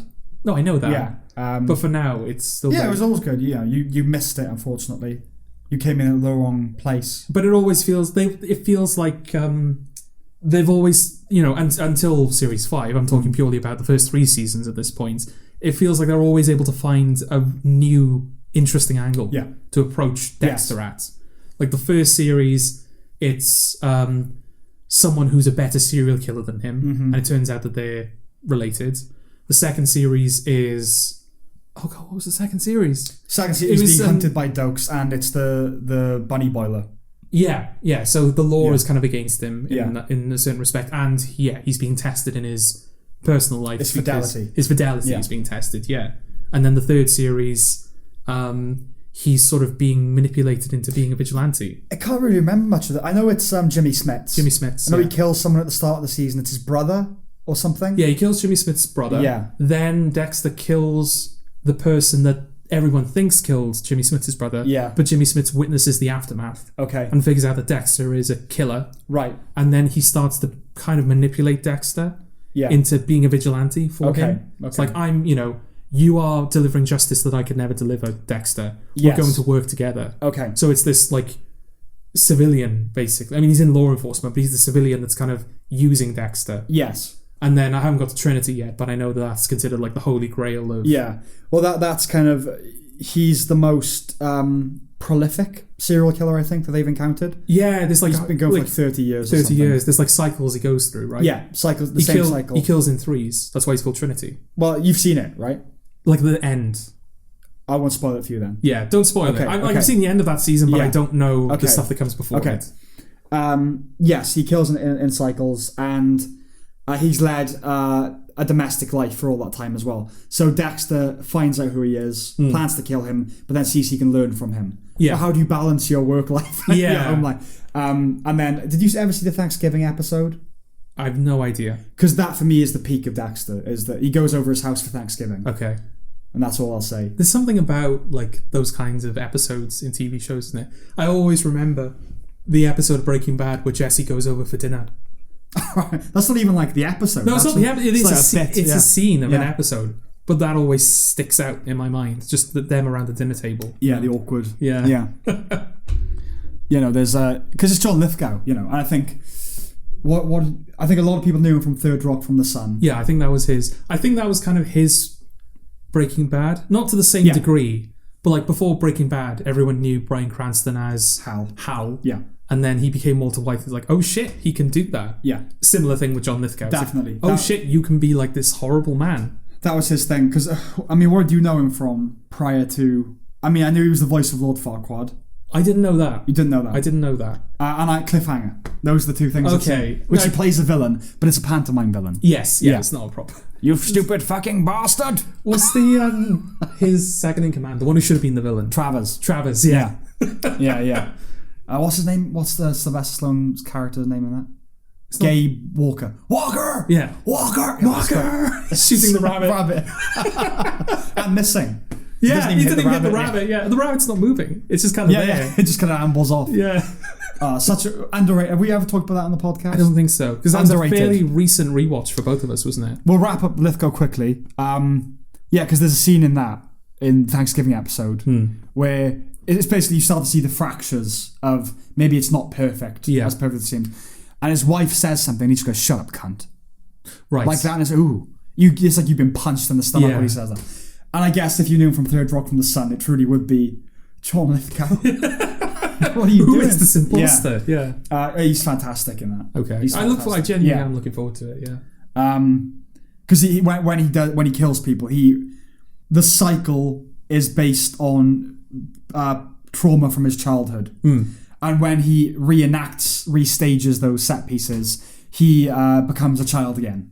Right. It's creepy as fuck. It's great. Okay. It's great. Cliffhanger. We rewatched it.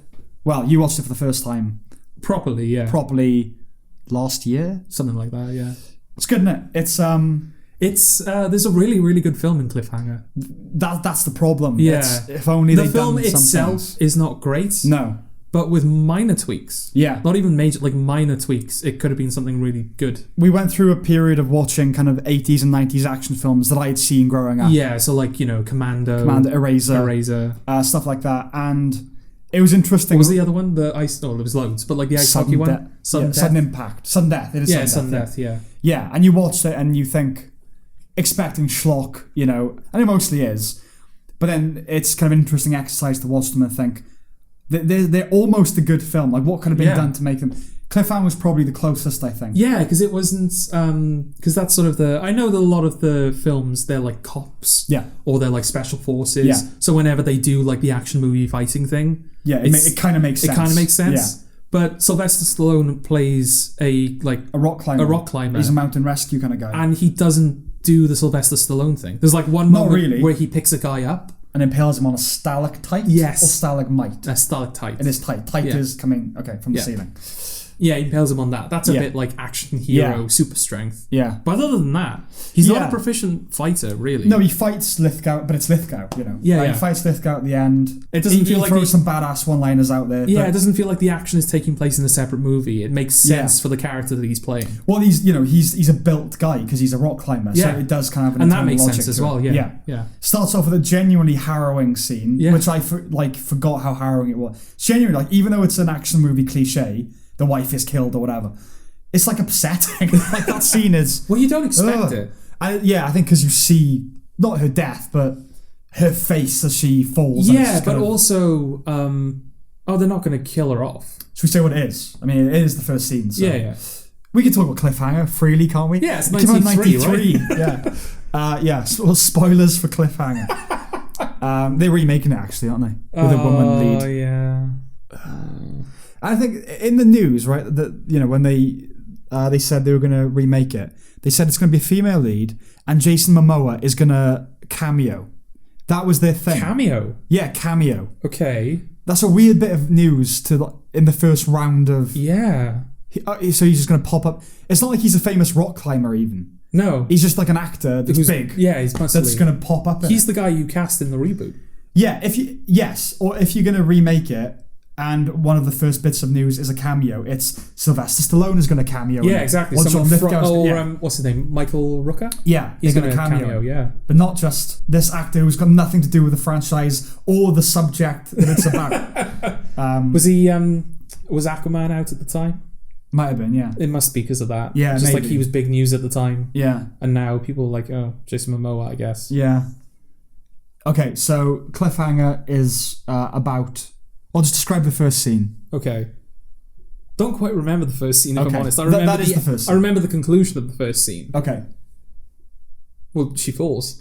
you will do a better job. Okay. Michael Rooker plays a mountain rescue guy, Sylvester Stallone's best friend. And Michael Rooker and his girlfriend have climbed up a mountain and now they can't get down. And so Stallone and his girlfriend and the pilot come to their rescue. It's all bantery, like, hey, you dipshit, you got, stuck on this rock. They're not rappelling, what do you call it? Like going across on the wire. They kind of... They kind of harnessed up to a horizontal wire. It's not zip lining, is it? Because it is a zip line, but yeah. But like with zip lining, you move quickly, whereas they're sort of pulling themselves across. Yeah, like winching their way across. The harness breaks. And then Stallone has to grab onto Rooker's girlfriend, and then her glove slowly comes off in his hand, and she falls to her death. And I don't know, there's just something, again, it's a cliche, but the way it's presented is so visceral and horrible. It's the scream and like this, because it's slowly happening. The glove is slowly coming off. I think because it happens so slowly, your natural inclination is to go, oh, this is building tension. Yeah. But that's only because they're not actually going to kill her. So the tension is to replace the shock of her. Yeah. Oh shit, she died. She died. Yeah. Yeah. So she dies, and then it's like a couple of years later, Stallone is guilty and has given up the job, and Rooker hates him now. And he's broken up with his girlfriend, I think, Jessie, I think. And then, meanwhile... Stallone has broken up with his girlfriend. Yes. Michael Rooker didn't break up with his girlfriend. Yes. Yeah, no. Well, his girlfriend he broke did up in the on harshest impact. way. Yeah. There you go. Yeah. Shattered. Sort of thinking of that deer now. I'll show you the video after we finish. Thanks. Yeah. So, I think it's a couple of years later, months or whatever, time has passed. And then a treasury plane is transporting hefty sums of money. Mm-hmm. And a corrupt agent has teamed up with a bunch of, they're robbers, basically. They're high-class robbers. Kind of, yeah. Led by John Lithgow. Yes. And Travis... Doing a British accent. Yeah. Really badly. Why? Because villains are British. Is it genuinely just what else could it be? Okay. Eric Quaylen is his name. Yeah. Fuck you, Quaylen. And Travers is the corrupt agent, who's kind of like the number two. Yeah. And it's kind of like the Dark Knight Rises kind of opening, isn't it? Where they hook up to the plane and they steal. Yeah. They steal all the money, but in transit the rope breaks and all the money tumbles into the Rockies. Yeah. The Rocky Mountain. So they crash land the plane, and then they need someone with mountain expertise to guide them to their loot, because there are trackers on each briefcase, but they don't know how to get there. And so they call for rescue, for help, and Stallone goes up to help them. Is taken as their prisoner, as well as Michael Rooker. Stallone breaks away, and then begins the process of trying to outrun them to the money, killing them off sort of one by one. And it's just really good. It's just really fun. Yeah. And like you said, he is an action hero, but there's an internal logic to it. Yeah, they've kind of toned it down enough so that you can believe, like, this is just a rock climber defending himself. Each death is unique, Every villain gets their own. Who's the football henchman? Delmar, his name is. Oh, right. Yeah. Craig Fairbrass. Yeah. The actor. Yeah, there's a villain who kind of like, they set up not a rivalry, like an animosity between Michael Rooker's character Hal and one of the thieves. Yeah. Who just, they do that in films. Like, for some reason, this villain in particular. Well, just give them something to do. Yeah. And he's a Cockney fella. He likes football. Yeah, he's given license to kill Hal, finally. Yeah. He's left alone with him. And he decides he's just going to enact a football metaphor. A penalty. He's going to penalty Michael Rooker off the cliff. Yeah, whilst like narrating it like a commentator. Yeah. And he goes up for the ball. And he runs and he kicks. Oh, it's just so bad, but good. What does Michael Rooker... Does he trip him up, or does he kind of like dodge out of the way and then pull him off the cliff? So he kicks Michael Rooker off the cliff. Okay. And he kind of holds on onto a rock. And then I think Delmar has a knife in his boot. So Michael Rooker gets a knife and stabs him through the leg, and he hunches over in pain. Yeah. And he grabs a shotgun off his back as he hunches and says, "Season's over, asshole!" And then shoots him with a shotgun, and he falls off the cliff. That's great. It's great. Yeah. It's great. But Travers is the best thing about the film. He's brilliant. He's just so beta. Yeah. Yeah. That's kind of what is brilliant about him. Yeah, he should have been the villain, basically. Yeah. Because he's much more interesting. Quaylen is just a villain, a fairly competent, sadistic. Well, he's kind of the brains, isn't he? So he doesn't actually do anything. No, he's just the boss. Yeah. And Travers is like the inside guy who feels kind of emasculated and at odds with Quaylen. Yeah. Because Quaylen thinks he's a joke, basically, doesn't he? Yeah. And Travers he's kind of bald, but with a bit of hair on the side. Yeah. Mustache, no beard. Yeah. I think. Yeah.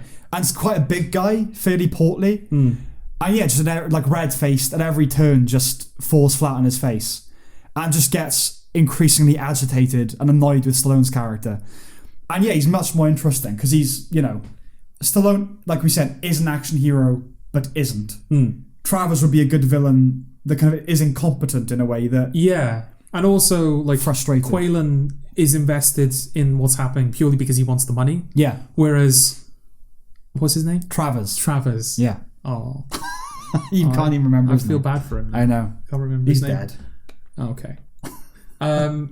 But he turns on his... Because he's the inside guy, so he turns on the government. Yeah. To steal the money. So he's got legitimate grievances at play. Yeah. He's not just greedy. Yeah. And like the denouement with him is he's finally like kind of left on his own, hunting Walker with a tracker, but Walker's put the tracker on a rabbit. Yeah. And then just his... he's falling over in the snow, and he's like shooting at the rabbit. Has he been beaten up by this point? No, he hasn't been beaten up. Okay. And he's just losing it, isn't he? Like, fucking Walker! Where are you? God damn it, Walker! Yeah.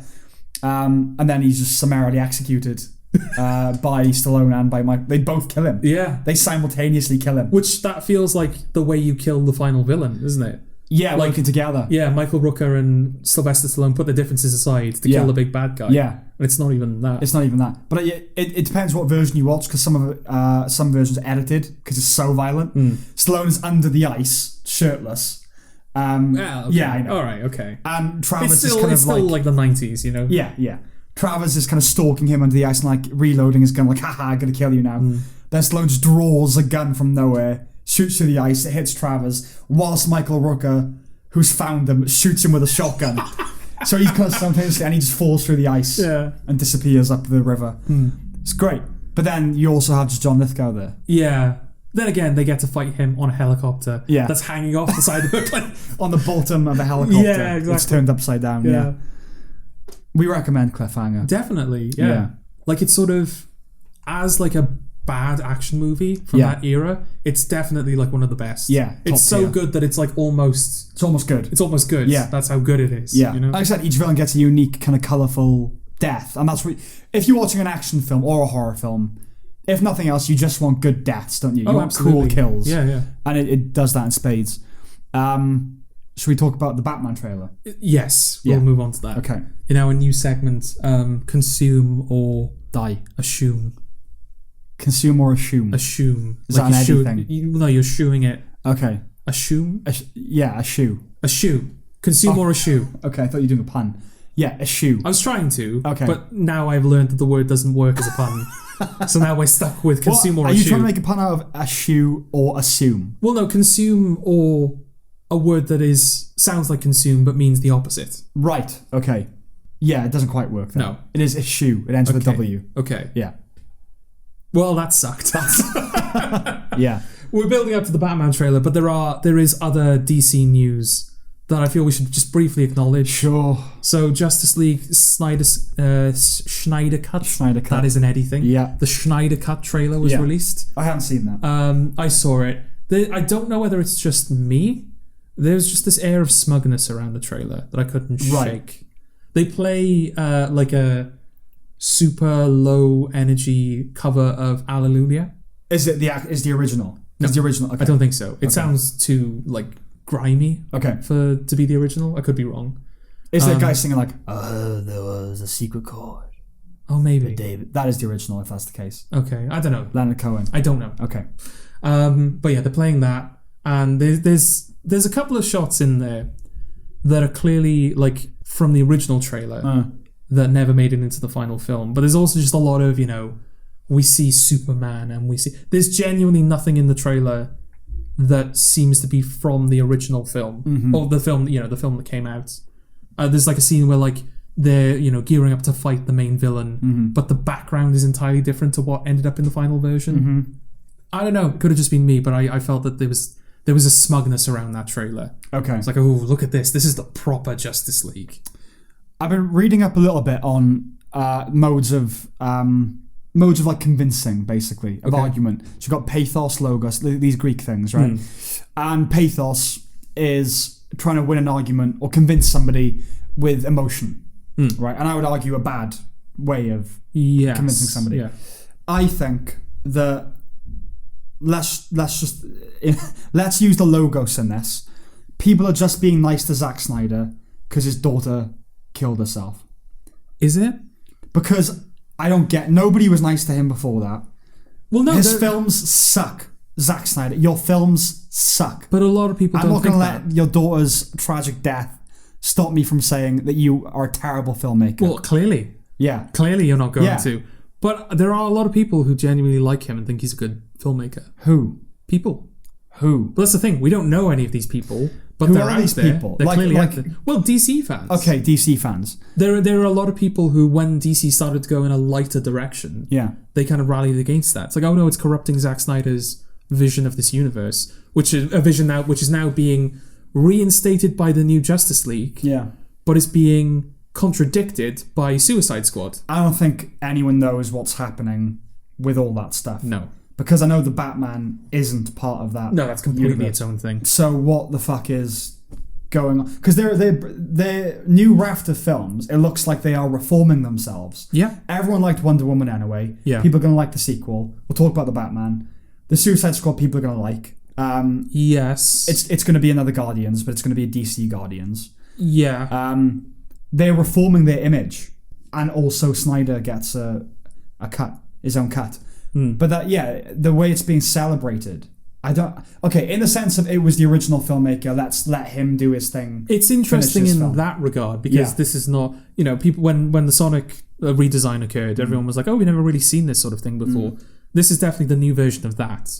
I don't think there's ever been like an official, like, this is the original, the guy who his original vision for this film, that's now being done. Yeah. That is now out there. Yeah. And we're putting it alongside the original film. It's right. I mean, you get director's cuts and stuff. But this isn't a director's cut. This is just a new version. A new version.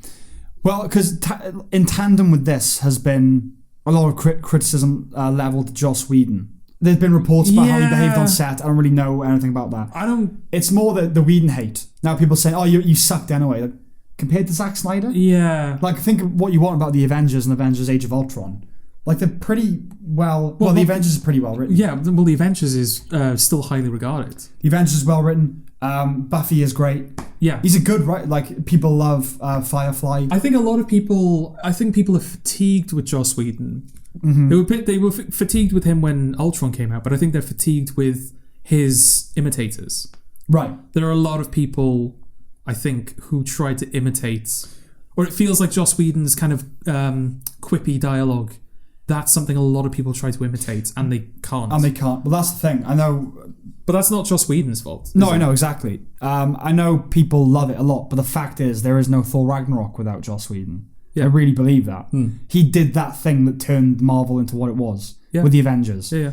He is what made Thor funny. Not in the same way. No. But the idea of Thor being a comic figure started in the Avengers. Yeah. So I just don't understand this hatred of him all of a sudden. No, is it the... We love Snyder, so we must hate Whedon? Yeah, there's definitely an element of that, I think. That's now into fanboyism, right? Binary kind of... Oh yeah, definitely. Yeah. They're not going to start... They're not going to kickstart that again. Yeah. But I agree with you on that. Yeah. And I do wonder how much of it is... just like part of the marketing. Like, we don't... This new Zack Snyder cut is coming out, therefore we kind of have to... kind of what you said. We have to sort of trash the Whedon version. Yeah. Even though there's Zack Snyder in there. Yeah. We have to trash that version because the real version, quote unquote, is coming out. Yeah. It's going to be shit. Yeah, the trailer isn't very good. It's mostly just images. It's a music video. It's images over this song, and then the logo comes up, and then like they usually have like a joke after the logo comes up in the trailer, or some like badass moment or quippy moment.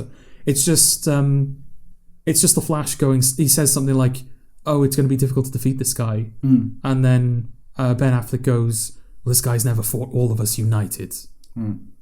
And then the trailer ends. Like, oh, was I supposed to feel something there? Well, I don't know. It's people obviously did. There's so many people in the comments. I just don't know. Oh, this trailer alone is better than the Justice League movie. I just don't know where this goodwill has come from all of a sudden with him. People didn't like. Well, I think people think this is the artist winning over the studio, but it's not though, is it? I mean, the studio let him do it. It's like he's doing it in spite of the studio. Yeah, that's the thing. They've let him do it. Like a studio. People's idea of a studio, they would never allow this to happen. No, but it's not like he's doing it in spite of them. They are enabling him. Only people who support artists and, are fans of art rather than money would allow Zack Snyder to make an alternate version of a film. Is there love for Zack Snyder among DC fans? Yeah. They like him. They like Justice League and they like Batman v Superman. Yeah. Okay. Yeah, I can't comment on any of that because I think that's ludicrous. I don't know how prevalent it is. Yeah. There are obviously people who don't like that think that, Man of Steel and Batman vs Superman are just too... shit? Shit, yes, but also just too dark and just too headache-inducing. They're just excessive, aren't they? Excessive it's just all too much. But it's a buzzword of this podcast. What? Excessive. It's been said quite a lot. It's been said excessively, in fact. It has been said excessively. That was well observed. Thank you. Was that the right compliment to give you? I liked it. No, it was well observed, but it wasn't just the fact you observed it. It was the way you phrased your observation. Just say that was all good what you just did. Okay. That was all good what you just did. So. Oh, thanks. Yeah. What were you going to say? What's so nice about that compliment is that was completely unprompted. Totally. There was no. I wasn't told what to say. No. I just felt that. You can edit this out, right? No. Yeah, I don't know the quantity of people who are just avid Zack Snyder supporters versus people who prefer the kind of Aquaman-y direction that DC went in afterwards. Yeah. But they're definitely out there, and there's definitely a lot of them. Yeah. As seen by the support. I think that's it. I think there's DC people who like Zack Snyder's interpretation of DC. Mm-hmm. They obviously are in support of the Justice League. I think there are people who are pro-creator, pro-artist, who are supporting it because I think this is something they probably want to see more of. And I think general film people would think this interesting. Not good, but interesting. It'd be interesting to see how this experiment goes. Yeah, okay, vaguely interesting. Yeah. I mean... Well, this might be a trendsetter. People were saying, like, oh, after the Sonic redesign, is that just going to, like, are the audience just going to be part of the production process now? Like, if Zack Snyder's Justice League does well, are there going to be more DC films that have, director's versions? Are there going to be films outside of the DC universe that are going to do that? I don't know. I think if there's just enough call for something, they'll do it. If there's enough money in it, that's ultimately what it's all about. This is cynical. Like, don't make any mistakes about that. Oh yeah, they're making money off Justice League again. Yeah, that's all it is. Yeah, it is a re-release. They don't care about the artist. If it wouldn't make the money, they wouldn't do it. Yeah. I've heard a lot of industry people lobby for it. I either suspect because they like Zack Snyder is like a decent guy in real life to get along with, which I doubt. Or why would you doubt that? I don't know. He's got a fanboy vibe about him. Okay. You know my thing about that. Yeah, I do now. Yeah, definitely. That is totally. I don't know what I'm talking about there. Okay. But he does have that. No, I don't like his films, but I don't believe that he's a bad person. Well, I don't know. I reserve judgment. Okay. So half that, like maybe they met him and they like him and they get on with him, and out of sympathy because of what happened, which is fair enough. And I know this is going to get better reviews because of that. Yeah. There's going to be enough goodwill to inflate it beyond. But then again, Justice League didn't review well anyway, so even if this film gets better reviews, it doesn't mean it's going to get good reviews. No, but I think it's going to get good reviews. It otherwise wouldn't have had reality not played out the way it did. Okay. I think if he just released his film, the reviews would have sucked. Okay. Now they're going to be better. Okay. Which is unfair. because you've got to judge the film on its own merits. I'm not going to watch it. I didn't watch the last one. Well, hence the name of this segment. Are we going to consume or are we going to eschew? Eschew. We're eschewing Justice League. Unless it gets inexplicably awesome reviews, which it won't. Okay. So we're eschewing Justice League. Yes. Suicide Squad we mentioned briefly. Yeah. What are we thinking of Suicide Squad? I'll base that purely on the reviews. Okay. I'm not excited, but I don't get excited by superhero movies, generally speaking. Certainly not Suicide Squad. I think it's going to be better than Suicide Squad. Well, it can't not be. It can't not be. It looks alright. Big cast, that's always a tricky... we'll see. Yeah. But, he's a decent filmmaker. Yeah. I don't love Guardians. I think that is overrated. It is, but it's also well put together. Yeah. Yes, well put together. So I think it's going to be fairly good. Okay. So is that a... I think it's going to be on the scale... Casual consume. Casual consume. I think it's going to be on Birds of Prey level, which I quite liked. Okay. Maybe a little bit better. Okay. Yeah. So sort of, like tentative consume. We'll see. Yeah. Okay. Wonder Woman's the other one before Batman, isn't it? Who gives a shit? Yeah, I didn't love the first one. I don't quite know what the second one is. Still, it's in the 80s. The first. I know it's in the 80s, but I don't know what its motive. That's its thing. From what I got from the trailer, because Chris Pine is back, even though he died. Yeah. So I don't know what this. He looks like James Dean now. Yes. Yeah, in the 80s. Yeah, I don't really know. Yeah, and also Kristen Wiig is the villain. Yeah, which I find strange. That feels like a strange choice to me. I don't know. I was expecting them to have a female villain, and my problem is not that it's a female villain. Yeah. It's that it's Kristen Wiig. I mean, that doesn't strike me as a... She's an actress, and she's not a comedy person anymore. No. I don't think. Yeah. She just is actress. She's not a particularly good one. I've never been wowed by Kristen Wiig. Like, oh my god, she did that. She's just there. Okay. And she's okay and Would you agree? Yeah. She's never been amazing. Yeah, I couldn't point you to a Kristen Wiig performance to go, that. Yeah, exactly. She's fine. Yeah, I mean, Wonder Woman, the first one was like, I know why it's getting good reviews. I acknowledge it has things going for it. I'm not enjoying it. But then there was that one of the last lines. I will destroy you. That just fucked it all up for me. Any chance I could have had to like it. Fearless. Yeah. Is that the same year as Fargo? Yeah, I think so. 2017? Yeah. Yeah. How could you do that to yourself? But he did Fargo. So. I know he did Fargo. But one for the money, one for the love. Okay, alright. And then the Batman. Yes. Oh yeah. So are we eschewing? We'll eschew again. I'll watch it if it gets good reviews because I watch everything with good reviews. Okay, but I don't care about it. Yeah, eschew. Okay. Yeah. Batman. Yeah. Consume. Yeah. Yeah, looks good, doesn't it? Yeah. Yeah. I knew it would. Yeah. I knew it would. I was always a bit like, I hope so. It is only a teaser. It is. So it's still not quite, it still could lead us astray. It could, yeah. But at the moment, it's given me no reason to. No. It looks like they've got it right. Yeah. It doesn't look like... sometimes you see in teaser trailers that the teasers look good, but your papering cracks. Yeah.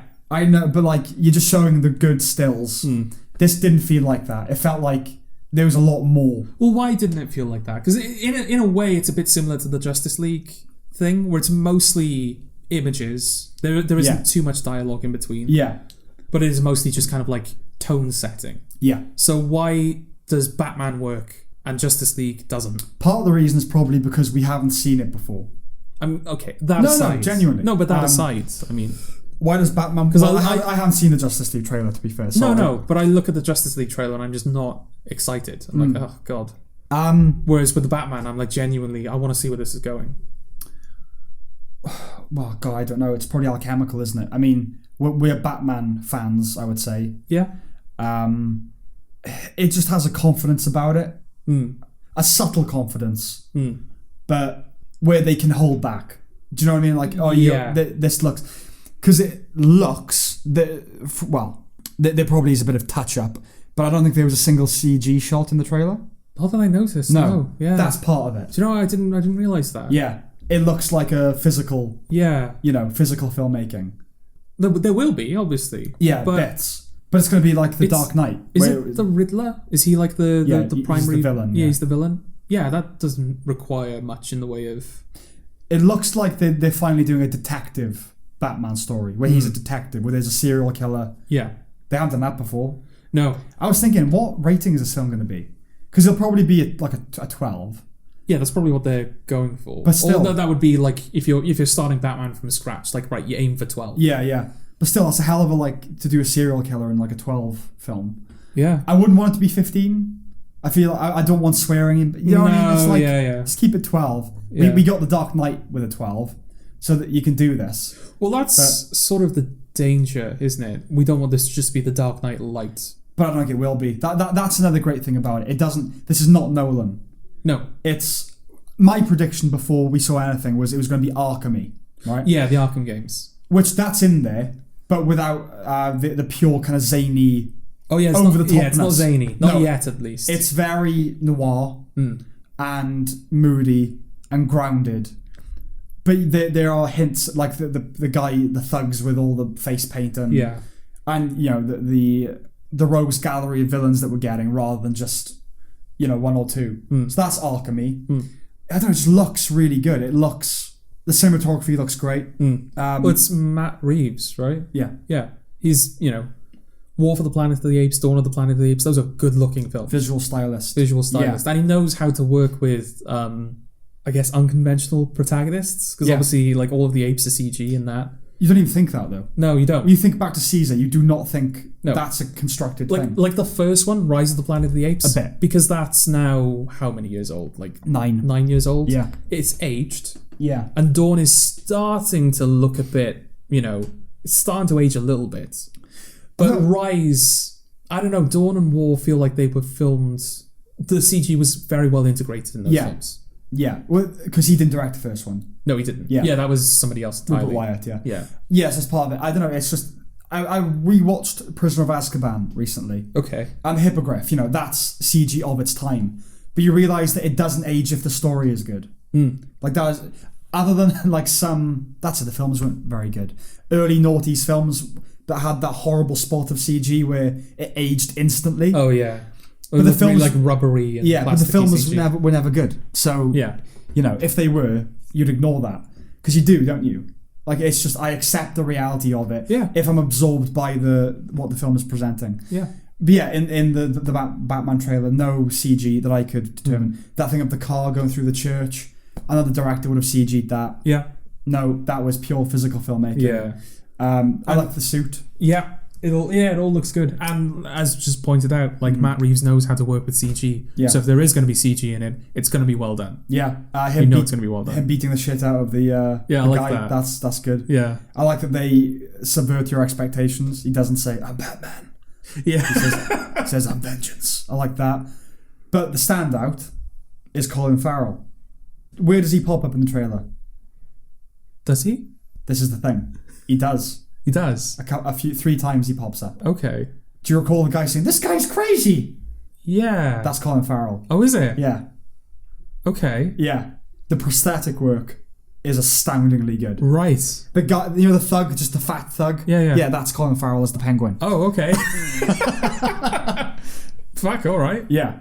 So I think very briefly there's like one shot of him in the rain looking a bit yeah. Then it's him with a bunch of goons firing a machine gun. And then this isn't just me, right? This isn't just me like brain farting. No, he is genuinely difficult to pick out.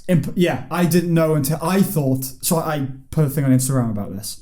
I assumed it was like a Bill Camp or a Glenn Fleshler kind of actor that had been plucked from regional theatre and was like, it was his breakout role as important thug. Yeah.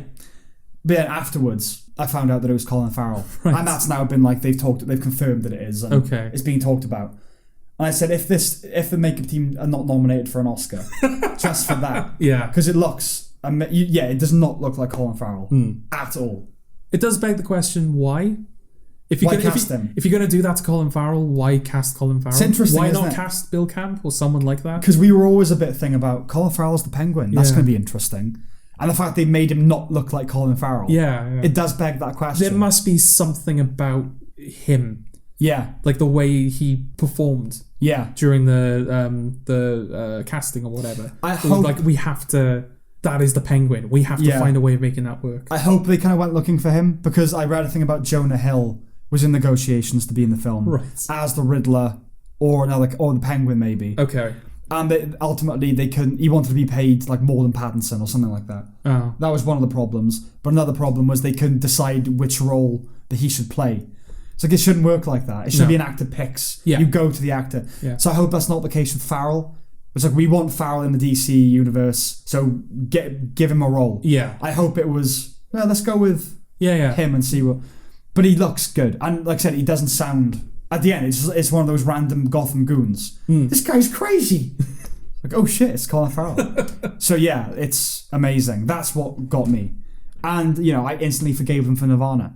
And that's a good sign. Yes. We can use Nirvana. Oh, yeah. And I'm like, yeah. All right. Something in the way. Yeah. And it looks low-key, like, relatively, the Catwoman looks like a cat burglar, not like a fucking... Yeah, like it's even more subtle than the Nolan thing where she had the goggles that kind of look like cat ears. Yeah. It's like even less. It's going to be a hell of an achievement to be better than The Dark Knight. It's not going to be. It's not going to be, but I think it's going to be a better Batman film. Okay. Yeah. Yeah, I'll take that. When I say it's not going to be as good as The Dark Knight, I don't think that's the detriment of this film. No, little is. Yeah. Yeah, little is as good as The Dark Knight. Yeah. We can't compare. It's fine. You don't have to... Yeah. Like, if that's genuinely what you're going for, yeah, and you think that you've pulled it off, then amazing. Yeah. But it's okay. You don't have to be better than The Dark Knight. You are you are going to compare yourself against that if you're making a Batman film. Especially if it's a more grounded Batman film as well. But they've gone with more... Nolan Grounded was Nolan Grounded. So there's no gothicness to it. You know what I mean? There was a little bit. Yeah. But the setting was kind of sleek. Yeah. Yeah, it's Batman Begins is especially, but The Dark Knight and the Rises, it's Nolan being sleek. It's Inception-y kind of visuals and, high tech sort of thing. This looks comic book noir-y. Yeah. It looks like The Killing Joke or something. Yeah. I'm glad that they're not going with the fetish for the Joker that's been... They're not recasting the Joker again. We don't know yet. They might in a sequel. Yeah. But I doubt... If he's in this film, it will be a cameo at the end or something. That'll be commendable if we get a major Batman release that doesn't have the Joker in it. But I don't want it to be in it. I don't want it to end the same way Batman Begins did. Which I'll look into it. Which I love in Batman Begins. Yeah. But we've had 3 Jokers in 10 years. Yes. There's also the Gotham TV series, which he's in. Series. There's going to be a spin-off. It took him a while to show up though in Gotham, didn't it? Yeah, because he was a different character, I think. Or you didn't think he was the Joker, and he became the Joker. They're doing a spin-off of this film though. Are they? A prequel. Because this is his second year of being Batman in this film, and it's going to show his first. Or at least it's going to be set from... How strange. Yeah, interesting. That you do the second film first. Yeah, interesting. But I like that, because it's not an origin story per se. But we're still getting one. He's new, He's new, but that's the problem. We are getting an origin story. We're just not getting it yet. Well, I think it's unclear whether he's actually going to be in the prequel. It's going to be set before the film, but it's unclear how much of a role Batman's going to play in it. Okay. It's going to be about the corruption in Gotham City PD. Okay. Which usually more content, but it's being showrun by Terrence Winter, who's Boardwalk Empire man. Oh, okay. All right. Okay. All right. Sopranos writer. All right. So I'm hoping for a better than Daredevil, which was good. Yeah. The TV show, that sort of thing, But yeah, just as the film, as the Batman, and it's a planned trilogy. And it's one of those rare occasions where I find myself going, oh, good. I'm excited for a trilogy rather than let's get a Matt Reeves Batman trilogy. That would be great. Yeah. And conclude it. His first trilogy?